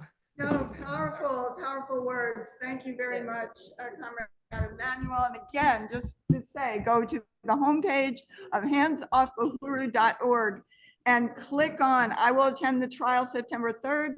I will attend the rally on August 31st, as Comrade Emmanuel just put out, because it's really important that we know who is coming. And I know a lot of people said it today, so please go there so we have that on record. And it's very, very powerful. I think we're just about at the end of our incredible program today. Chairman Wasey, I'm going to turn it back over to you. Great. Just wow. Just really want to salute this entire program. Again, we will see you all in person. I can't wait to meet most of you comrades on the ground in St. Pete, in Tampa, Florida. It's been a tremendous journey, comrades, and it's not over yet. And in fact, it is just beginning. And as we said, the trial starts now. And so let's prepare for all boots on the ground. And before I move to our next series of videos, but before we wrap up for today, and we'll do some quick announcements. I just want to, Sister Pam Africa was trying to get back on. She was unable to do so, but I did want to just read the statement that she wanted to deliver. It's very brief, but it's important. Pam Africa of the MOVE organization said that she wanted to come back on and wanted to speak about the unwavering support of the Uhuru movement in Philadelphia, not only for MOVE, but and for Mumia, but for all the other aid in Philadelphia, where, as you know, the Uhuru furniture for over 30 years was on the ground in Philadelphia. And indeed, after this bombing is when the Uhuru movement put out, and you can find this in old archives of the Burning Spear, that reinforcements were on the way. And so I just want to salute Comrade Pam Africa. I want to salute this revolutionary struggle that we are all a part of. And comrades, let's send reinforcements to St. Pete. Go to handsoffuhuru.org/march or /trial. Let us know you're going to be there. Uhuru. Uhuru. Uhuru. Well, we're going to go ahead and queue up a compilation video. Penny, if we want to just maybe I can read the first, like, up to a certain point of names, and then you can read the rest of which videos people are going to be hearing from, since. Okay, let me open the right thing here. Hold on a second. Yes. So this is just really want to thank all of the powerful support and more videos that were sent. I just want to say the names, and then we've connected them all so you'll see it. From Comrade Frank Lawrence from the Julian Assange Committee sent a video. Comrade Asa from South Africa. Comrade Caleb Moffin from the Center for Political Innovation. Tafari from South Africa. Julie Shabalkar from the National Lawyers Guild. Morlai from South Africa. Jill Stein from the Green Party. Cornell West, independent candidate for president 2024. Kofi Taharka from National Black United Front of Houston, Phil Wilato of the Odessa Solidarity Campaign and Virginia Defenders, Preacher Man and Molefi and Fenty, also from Occupied Azania or South Africa. And I believe that's it. And one more will be Oh, hearing. I'm sorry, Sierra Leone, and Paul Pumphrey from the Friends of the Congo organization and Black is Back. So we're going to go out with that. Yes, we do. We want a final announcement, Chairman Wasey, I think, from definitely. Okay, Amanda's going to come on to give a final announcement of the resources raised today. What a victory. Uhuru. Uhuru.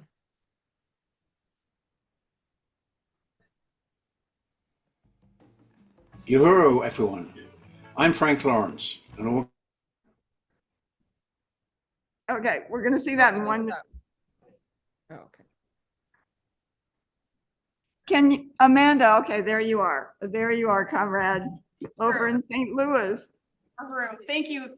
Thank you for bringing me back on, Chairman Penny and Chairman Wasey. I just want to do two things. I want to read the statement from Chuck and Betty. They mailed their statement, and I thought it was really powerful and, you know, just a nice brief statement. They said, Uhuru, we made this contribution out of deep respect for and in solidarity with the Uhuru movement and the African People's Socialist Party, whose leadership has always been at the forefront of struggle in this country. So I really appreciate that statement. As a reminder, Chuck and Betty did 2,000. Wow. Yeah. And I think that, you know, we have a comrade that may have been inspired by Chuck and Betty, but, you know, also has contributed a lot over this campaign. And that is Ruby, who is giving $2,500. Wow. Woohoo! Uhuru. Comrade Ruby. Uhuru, Comrade Ruby. So that brings our new total to $33,716. So Uhuru, comrades, that's wow. Wow. That is powerful. And I do want to salute our amazing fundraising team from Hands Off Uhuru. You, yes. Comrade Amanda, Comrade Wasey, Chairman Wasey, and Jesse. That was powerful. And it was really wonderful to hear from Chuck and Betty, friends and comrades from many, many years. And so many others. We did it today. This has been powerful. Yes, we did, comrades. Salute to you all. And let's hear some more statements. And then we'll wrap up with announcements and we'll be out of here. Uhuru. Yes, we have some wonderful statements coming. They're all linked together in a great video. So we're going to play that now. Uhuru. Uhuru, everyone. I'm Frank Lawrence, an organizer with Sarge Defense Chicago and a member of the Sarge Defense National Steering Committee. So after nearly 14 years of persecution for revealing US war crimes and misdeeds, Julian Assange is finally free. Thousands of people campaigned hard and long for Assange for this to be the case. And now I'm encouraging, I'm urging, I'm asking my fellow Assange activists to pivot to supporting the Uhuru 3. The Assange case was significant because it posed a threat to free speech, free press, and our right to know what our government is doing in our name, particularly when it comes to matters of war and peace. And I can't stress enough that the Uhuru 3 case is of similar significance. This case is also an attack on free speech. It's an attack on the right to organize, and moreover, it's an attack on our right to dissent. Not only to dissent from US domestic policies, but also to dissent from US foreign policies.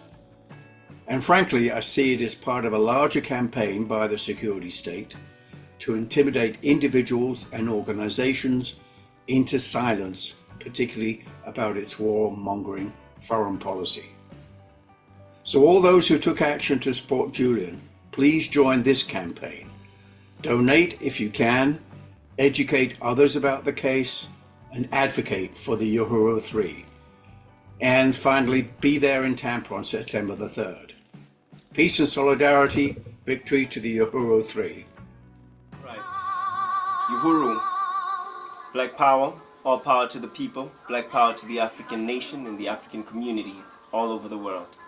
My name is Asa Somalian Poo. I'm a member of the African People's Socialist Party, as well as a branch member of the International People's Democratic Uhuru Movement here in Everton West in South Africa. I want to salute the leadership of Chairman Omali Yeshitela. I want to say that this man has been one of the greatest leaders ever in history, and that the mass movement that he's leading is not going to stop. And we want and demand that the attack on the Uhuru 3 and the attack by the FBI on Comrades Chairman Zwelakhe Yeshitela, Jesse Neville of the Uhuru Solidarity Movement, and Penny Hess of the African People's Solidarity Committee end instantly. And so we want to call on everyone in South Africa, as well as all over the world, to unite with the struggle to condemn the attacks against Chairman Omali Yeshitela. We say hands off Uhuru. We're coming on the 3rd of September, filling up the courts in America, but also at the same time being able to say that in South Africa we are going to unite in going to the American Embassy on the 3rd of September. So we call upon you, brothers and sisters, comrades and friends, that you come in and join us in the struggle. Black Power, Uhuru. I'm Caleb Maupin, founder and ideological leader of the Center for Political Innovation, and I say hands off Uhuru, drop the charges against Penny Hess, Jesse Neville, and Chairman Omali. Hands off Uhuru. Uhuru comrades, I am Tafari Mugeri, a high school teacher in South Africa, occupied Azania, on the western edge of Johannesburg. And I am making this statement in solidarity with the Uhuru 3 that is currently under vicious attack, state attack in the United States, in particularly in Missouri and in St. Louis, and also in Florida, St. Petersburg. We want to say that we stand with Chairman Omali Yeshitela, recognize him as a leader of the International African Revolution, as well as the leader of the African nation. And we're saying that Chairman Omali Yeshitela has been responsible for uplifting the lives of African people the world over, encouraging us to aspire for self-determination. He's been doing this for many years. And we recognize his work, his theoretical work, his organizational work, and the fact that he has traveled all over the world. Chairman Omali Yeshitela was here in South Africa in 2002, also 2004, I think, and also 2018. We met Chairman Omali Yeshitela, and we met the Uhuru movement. We are members of the Uhuru movement as well, right here in South Africa. And we're saying that we will not relent, we will not back down. If they arrest Chairman Omali Yeshitela, the sky is the limit. Uhuru. Project South stands in solidarity with Uhuru 3. Section 951 is being manipulated to target social movements and criminalize free speech. The current indictments are the latest in a line of politically motivated targeting of individuals and organizations. For this reason, we demand that the charges against Uhuru 3 be dropped immediately. One Africa, one nation. One nation, one Africa. Good comrades out there. My name is Morai Conte. I am the chairman of the African People's Socialist Party in Sierra Leone, and I happen to also be the chairman of the African Socialist International in West Africa. I am here to make a solidarity statement for the answer of Uhuru and for the Uhuru 3. But before I proceed, I would just want to salute my chairman, Chairman Omali Yeshitela, the chairman of the African People's Socialist Party and the leader of the African nation. Comrades out there, like I said, I'm here to make a solidarity statement in favor of the Uhuru 3. And we want everybody to know that in July 29, 2022, the FBI attacked the Uhuru movement offices in St. Petersburg, Florida, wherein they stole so many items ranging from laptops, phones, and other archives materials that are very, very much important and useful to the Uhuru movement. And after that, we also saw the FBI indict the Uhuru leadership. So we want to call upon the American government to drop its bogus charges against the Uhuru 3. These are Chairman Omali Yesitela, who is the chairman of the African People's Socialist Party, Chairperson Penny Hash, who is the chairperson of the African People's Solidarity Party, and also Chairman Jesse Neville, who is the chairman of the Uhuru Solidarity Movement. We want to extend the call that all black people must come together and denounce the attempt of the United States to assassinate our leader, because by putting Chairman Omali Yesitela, who is above 80 years now, by putting him in jail for 15 years, it's like assassinating the leadership of the Uhuru movement. So we want to call upon the United States to drop its charges against the Uhuru 3. We believe everybody on earth has the right to free speech. Everybody on earth has the right to association. We have the right to associate ourselves with whosoever and wheresoever we want to do that. So in light of that, the United States, I don't think it has that right to stop the freedom of speech of the Uhuru 3, ranging from Chairman Omali Yesitela, Penny Ash, and Jesse Neville, because they've done nothing other than to fight for the liberation and freedom of black people right around the world, wherever we find ourselves. This is the revolution that is continuing. It has been started since the 60s. Now we are here moving on the revolution. It begins from 1972, when Chairman Omali Yesitela thought it fit that African people must be free. We will be free, and we are going to be free. So there is nothing else that the United States is capable of doing other than indicting the leadership of the Uhuru movement, which is very wrong. So on behalf of my colleagues here in West Africa, from Ghana to Nigeria to Liberia, in Sierra Leone here, in Guinea, in Niger, we say hands off Uhuru. We call upon the United States to drop its bogus charges against the Uhuru 3. Like I said, it is our right. It is our right to have our freedom. It is our right to belong to where we want to belong. It is our right to have a free speech. Uhuru. Earlier in the day, we had been at a wonderful educational event at the public library, along with many other activists and across the political spectrum, and this included Omali Yesitela and the Uhuru, telling the story of their being set up and framed and basically prosecuted as Russian assets, essentially, and criminalized and facing very serious charges. Their case will be heard later in May, and encourage people to turn out for it and support. And it's ironic because I myself was investigated for 3 years by the Senate Intelligence Committee for very similar charges, which were investigated for 3 years. They couldn't find anything, so I was basically, exonerated. But the charge is still out there. The press pays no attention to that, and I know what it's like to be charged as a criminal for your basic political beliefs that you've held, for all of your life, and for which you don't need Russians to instruct you what to do. These are essentially, things that American activists know and see. And Omali himself has been such a, incredible educator and advocate to end colonialism, to end this failing empire.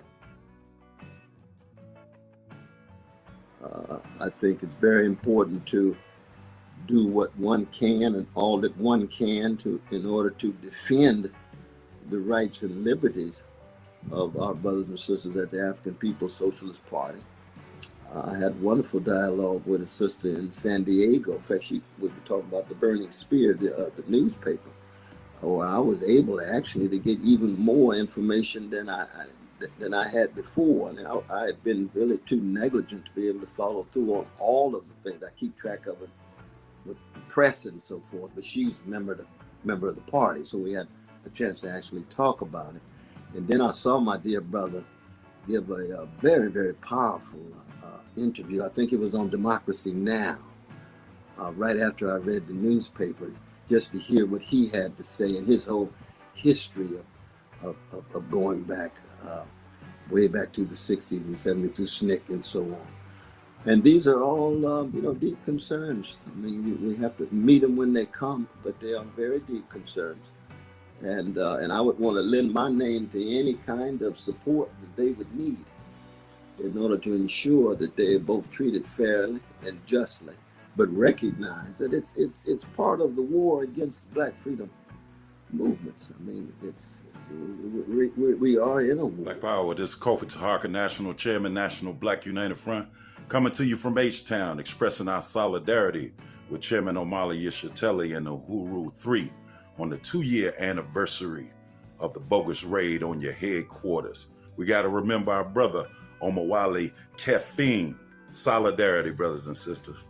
This is Phil Willeto, coordinator of the Odessa Solidarity Campaign in Richmond, Virginia, sending revolutionary greetings to the Uhuru 3.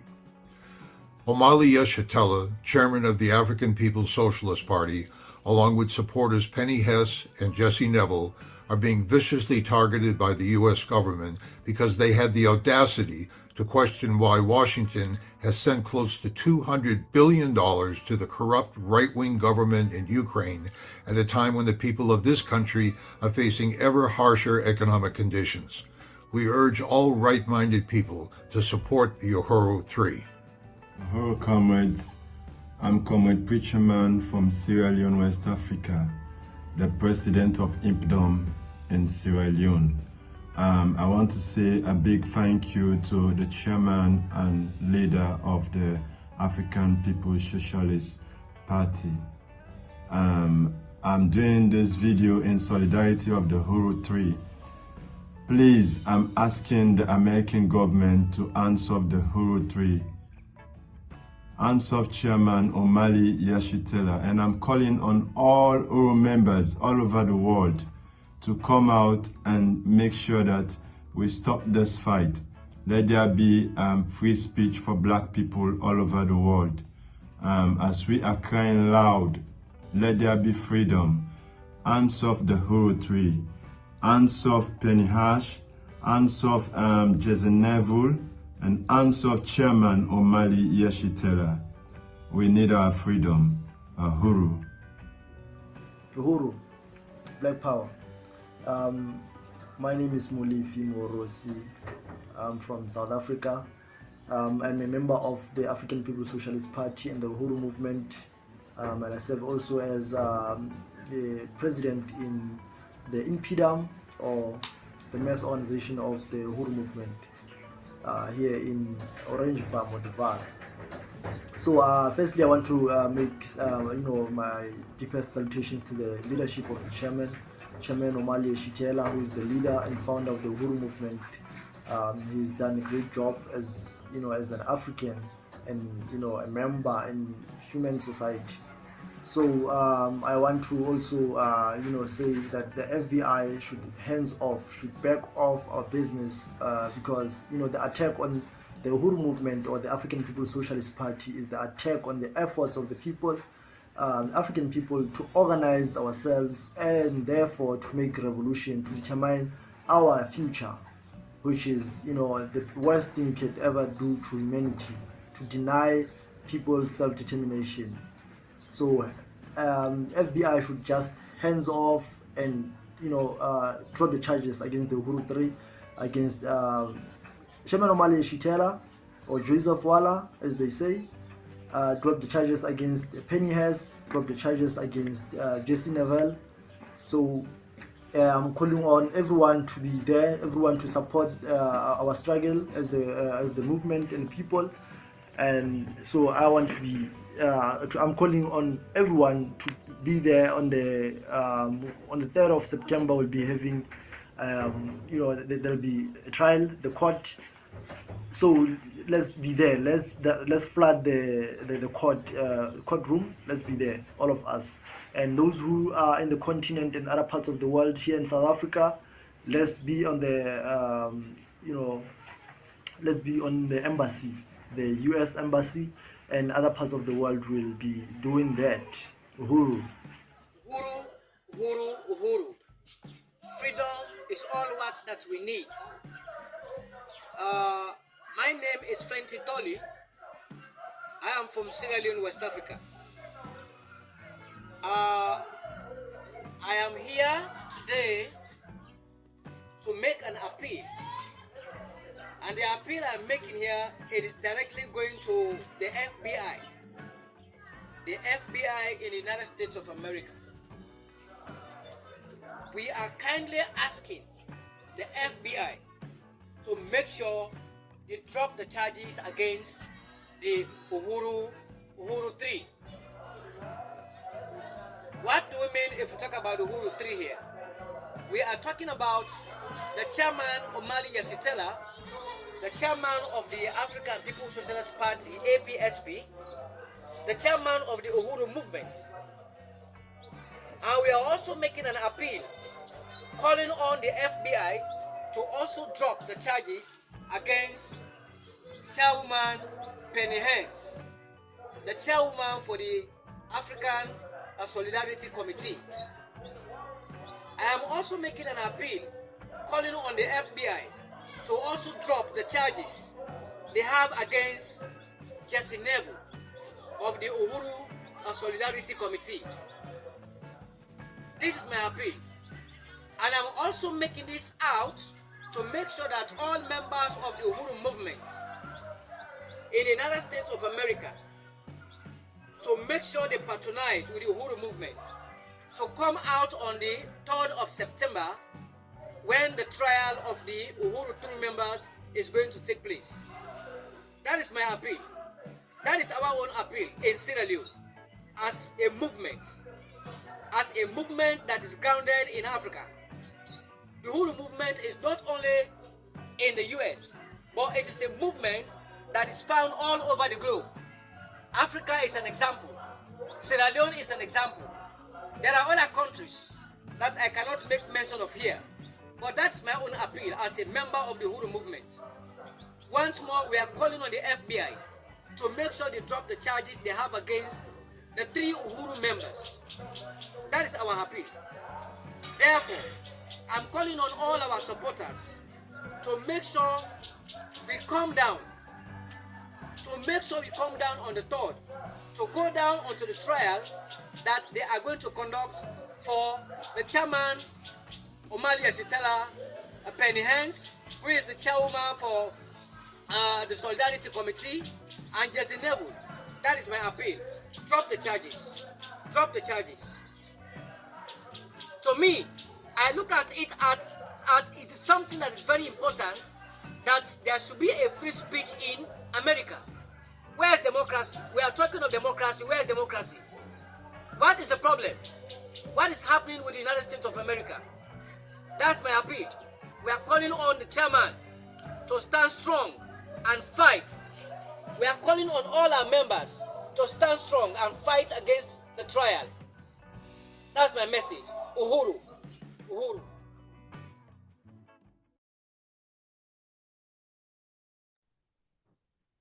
There's a couple more.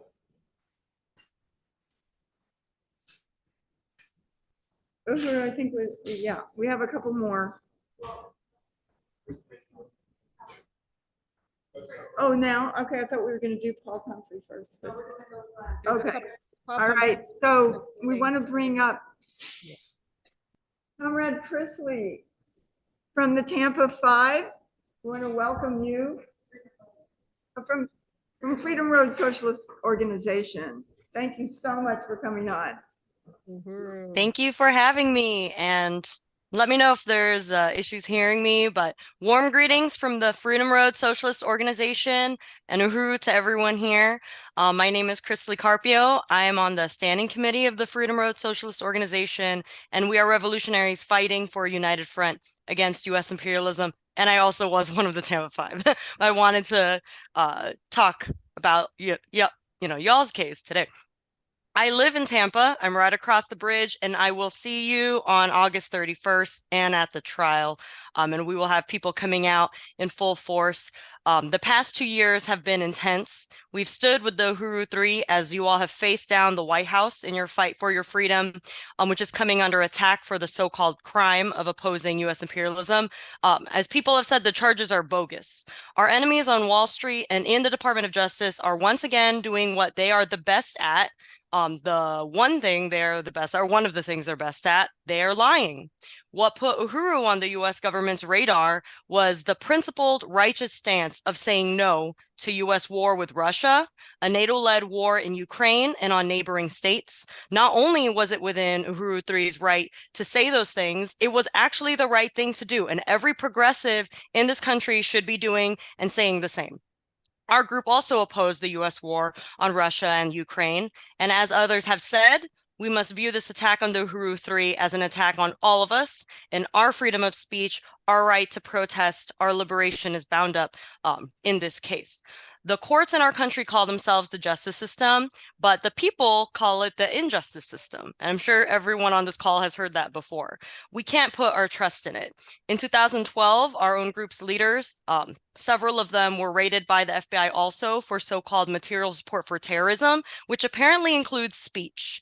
Apparently it was a crime to speak out, according to the White House, to speak out against US-trained death squads in Colombia and to call for Simone Trinidad to be free. But it was a lie and an attack back then, and it's a lie and an attack on the people today. The enemy goes to these lengths because they're the ones who are afraid. They know that with our great might, the people united can do anything. They'll throw everything they've got at us. They don't care how many lies, how many deaths, how much money is wasted. They don't care. But they're afraid because when we organize the masses, we can do anything. That's how we beat charges in the past, and that's how we're going to beat the charges and get victory for the Uhuru 3 today. With the power of the people, we can marshal a defense of the Uhuru 3 and put pressure on the prosecution. Everyone who thinks they should have the right to free speech should be brought into this case. To get the charges dropped, we must be prepared to fight as the defendants have fought every step of the way since day one, as we saw in the presentations, and we should answer their calls to protest, to spread the word, and to rally for the trial. A trial is scary. I remember last year just seeing my whole life turned upside down. But there's nothing worse. There's no fate worse than selling out the people, selling out our movement, selling your soul. So we salute the Uhuru 3 for your courage, for standing on the right side of history, for standing with us when our own student comrades, myself and 4 others, came under attack as the Tampa 5. Uhuru was there, and I remember it very clearly and always will. And we will rally, come hell or high water, until these charges are dropped. The revolutionaries in the Philippines like to say, "Maki baka, huwag matakot." It means fight, don't be afraid. So I say it to everyone on this call today. Maki baka, huwag matakot. Solidarity is not a crime. Victory to the Uhuru 3. Uhuru. Wow, thank you, Comrade Chris Lee Carpio, Freedom Road Socialist Organization, and just that really powerful, statement and you bringing it and reminding us of the struggles of Indigenous people everywhere around the world. This fight is not over, and solidarity to our Filipino brothers and sisters who are also fighting against fighting for their democratic rights as well. So Uhuru, comrade, we're so glad you stayed on to give that statement. And we have another comrade who is also waiting to also bring some support for the Uhuru 3. Paolo Cruzalegui is going to be joining us, I think, pretty soon here. I'm just going to introduce the comrade from Los Ronderos de las Redes, always looking fly, the anti-capitalist, anti-colonial, anti-imperialist, socialist, and internationalist collective of diasporic Peruvians in the US. So Uhuru, comrade, welcome. Uhuru, and salute to our comrades in the African People's Socialist Party and the Uhuru movement. On behalf of the Peruvian collective Los Ronderos de las Redes, I want to reiterate our solidarity with Chairman Amalia Chatela, Penny Hess, and Jesse Neville, who are at the forefront of a new wave of COINTELPRO political persecution against dissident leaders who are seriously challenging the genocidal US hegemonic world order of colonialism, capitalism, and imperialism. Throughout these past 9 months, we've united, organized, and marched and worked together to bring awareness to their trial on September 3rd and to demand the politically motivated charges against the Uhuru 3 be dropped, because this is an attack on our fundamental human right to freedom of speech. All around the world, we see far too many examples of lawfare and other forms of persecution being waged by the US allied neo-colonial governments against political leaders who had the audacity to try to transform their own country towards a progressive direction, like Pedro Castillo in Peru, Imran Khan in Pakistan, Jorge Glass in Ecuador, and Daniel Jadot in Chile. The Hands Off Uhuru campaign, as we heard today, have stood in solidarity with the Tampa 5 activists up to their victory in December 2023. With the ongoing struggles to free Leonard Peltier, Mumia Abu Jamal, and other political prisoners in the US, and even with international prisoners of the US empire, such as Venezuelan diplomat Alex Saab and Australian journalist Julian Assange, until they were freed. That is why we say, touch one, touch all. Free all political prisoners of the US empire. Hands off Uhuru, hands off Africa, drop the charges. Hands off Peru, hands off Haiti, hands off Latin America. Victory to Palestine and to all anti-colonial struggles across the globe. When the people put the state on trial, we will win, because the truth is on our side and justice is long overdue. Only the people will save the people. Uhuru. Uhuru. Uhuru, Comrade Paulo. Yes. Really want to salute this comrade who is on the ground. Everywhere you look, Paulo is popped up somewhere and is really forwarding all of these struggles. So salute to you, comrade. Thank you for making it and for staying on with us. I did see a hand from Felipe Noguera, who is the coordinator of the Caribbean Pan-African Indigenous Movement. We had a video to play, but the comrade has also joined us live. But I see your hand went down. So if that is the case, and you did want to say something, Felipe, that would be the time, and then we're going to show a couple more videos. Or maybe that I've lost that now. Okay, so I'm going to kick it back to our AV and to take us through the last video statements before we go to announcements, because we are way over at this point. So, Uhuru, comrades. On behalf of the Caribbean Pan-African and Indigenous Movement and the Organization for the Victory of the People of Guyana, we call for hands off Uhuru House. Omali Yeshitela, the chairman of the African People's Socialist Party, was arrested on the 29th of July 2022, allegedly for going against the United States in support of Russia in the war against Ukraine. Whatever happened to freedom of speech? Whatever happened to democratic rights? And how does opposing an imperialist war constitute treachery? We call on hands off Uhuru House, hands off Omali Yeshitela, hands off Haiti, hands off the Congo, hands off Sudan. Power to the people. Hi everyone, my name is Jesus Rodriguez. I'm the founder and editor of OrinocoTribune.com, a website based in Venezuela, an anti-imperialist website based in Venezuela, to try to break the media warfare against Chavismo and the Bolivarian Revolution.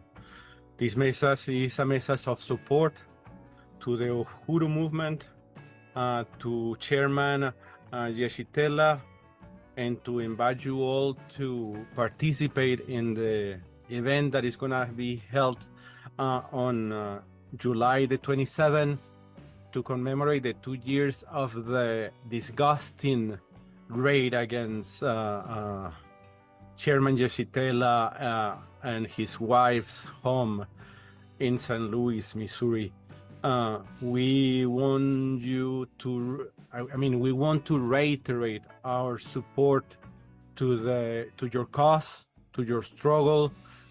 We want you to know that we are with you because you have supported Chavismo, disregarding the smearing campaign that for years has been, hanging over us in the US and in the Western countries.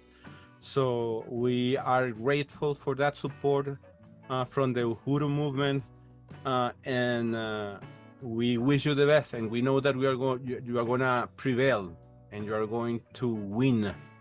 Un abrazo from Caracas. Be safe. Uhuru.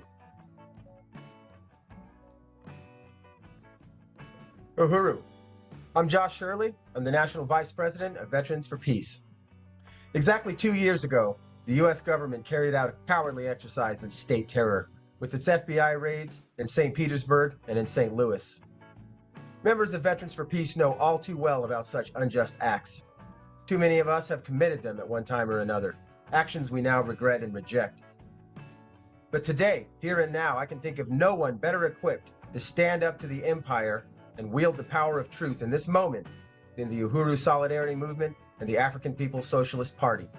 We're with you in full solidarity. Hands off Uhuru.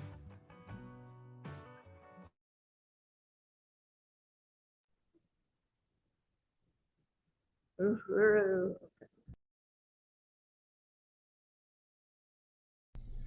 Greetings, brothers and sisters. Uhuru. This is Paul Pumphrey from Friends of the Congo, lending our support for the Uhuru 3 that will be facing trial in September, as well as lending support for the struggle, for the fight back, and for the rally that will be taking place in St. Petersburg. I'm recently returning from a trip to the Congo, where the struggle there is still ongoing, as the imperialists are seeking to rob the mineral wealth of the Congo, which only points again to the importance of our struggle in the fight back against imperialism, against African people, and against oppressed people around the world. Again, we at Friends of the Congo lend support to that struggle. And one of the best examples is the examples of the struggle right now against the false accusations put against the Uhuru 3 and the effort of U.S. imperialism trying to fight against this struggle for change, for justice, for peace. Again, I wish the best for our brothers and sisters as we fight to win this battle against imperialism and liberate African people around the world. I thank you very much and have a good day.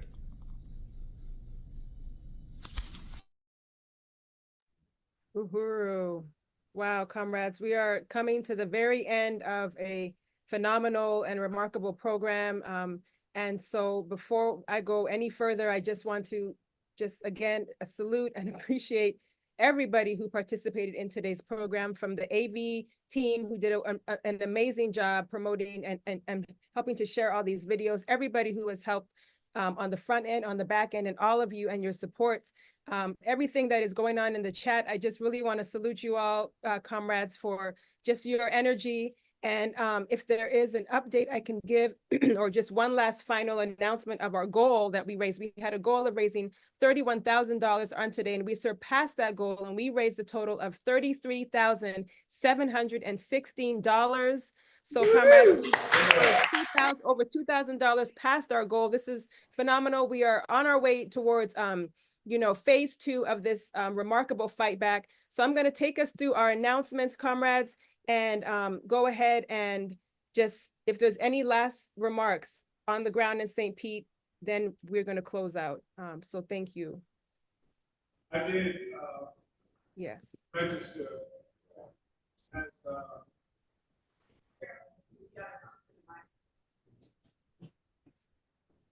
Okay, I can't hear, but we have someone upcoming. Chairman, just has some words. This is really not significant, but this whole issue of having to register as what is it, some kind of agent, foreign agent, working for a foreign government or something like that.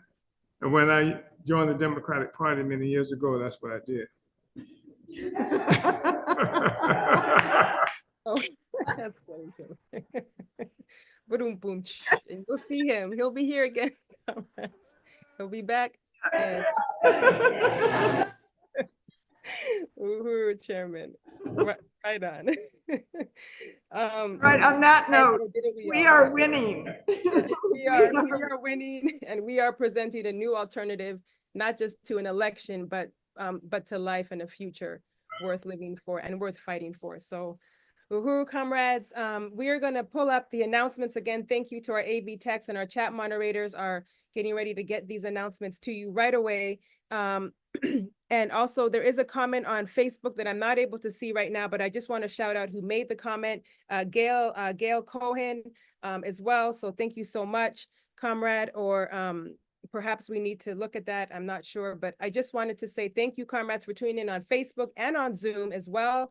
And going to our announcements now, we just wanted to announce one of the member organizations of the Hands Off Uhuru Fightback Coalition is the New York, New Jersey Cuba C Coalition. Oh, you might have to go back one slide, comrade. Hopefully it's going to show up. These, and if not, we'll just drop the link in the chat. That's fine. These comrades are have a lot of events on today celebrating the Revolutionary Day, the Revolution Day for Cuba's national democratic struggle, and we want to invite everybody to go to Cuba, the uscubanormalization.org website. That link will be put in the chat for you by our chat moderators. They have a lot of events happening today on the ground, online, wherever you are in Chicago, New York, all those areas. So we want to salute and appreciate those comrades who are also raising money to get pacemakers to Cuba.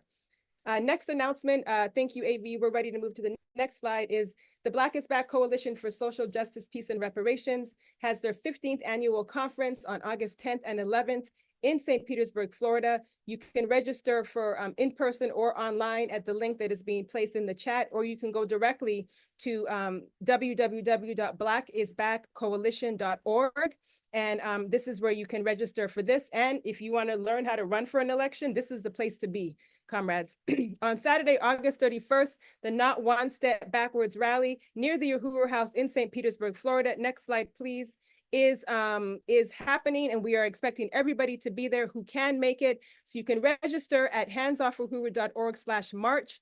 Let us know you will be there on the ground. And if you have people who want to be there, who are cultural workers or artists and that want to participate and perform or even be vendors, this is the place to be on August 31st. You can also endorse the march, and we'll put a link in the chat as well for anybody who would like to endorse the August 31st march. And on Tuesday, September 3rd, as you know, trial is happening, the Uhuru 3 Free Speech Trial of the Century. You can sign up on the next slide by going to handsoffuhuru.org/trial. This is where you can let us know that you will be there, and we will see you on the ground. We also wanted to add that our Uhuru swag, if you want to get your Hands Off Uhuru swag to take with you, okay, we'll go ahead and put this in the chat, to take with you to the on the ground at the trial. You can get t-shirts, sweaters, all of these things on the ground by going to handsoffuhuru.org/shop, or by going straight to uhuruplanet.com. This is where you can get all the hands off t-shirts, sweaters, things like that. And you probably won't need a sweater in Florida though. Also, follow us on social media. We are on Facebook, Instagram, X, and TikTok by going, the @ Hands Off Uhuru. Post, when you're out there doing the work, show us the work, show us how you are continuing to support this movement. We want everybody in the world to see how we are moving. And finally, on Wednesday, August 14th, there is an event led by our Hands Off Uhuru legal defense team. If you go to handsoffuhuru.org/events, you will see the posting there. It is called the Political Prosecution of the Uhuru 3, the First Amendment on Trial. This is going to be a really important webinar. You can go to handsoffuhuru.org/legal in order to register for this event. So that is all, comrades, for our announcements. Again, I want to thank everybody for attending. And there is not much more I can say, but we are winning. We will win. And drop the charges on the Uhuru 3. Hands off, Chairman Amalia Shatella, or the sky is the limit. Uhuru. Uhuru.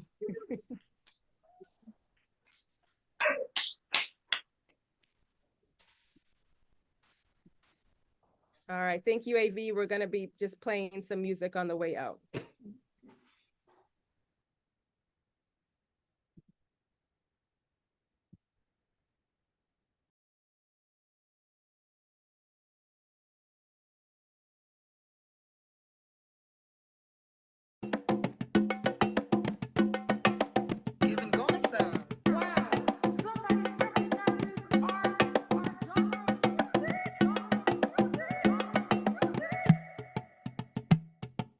Israel to Africa.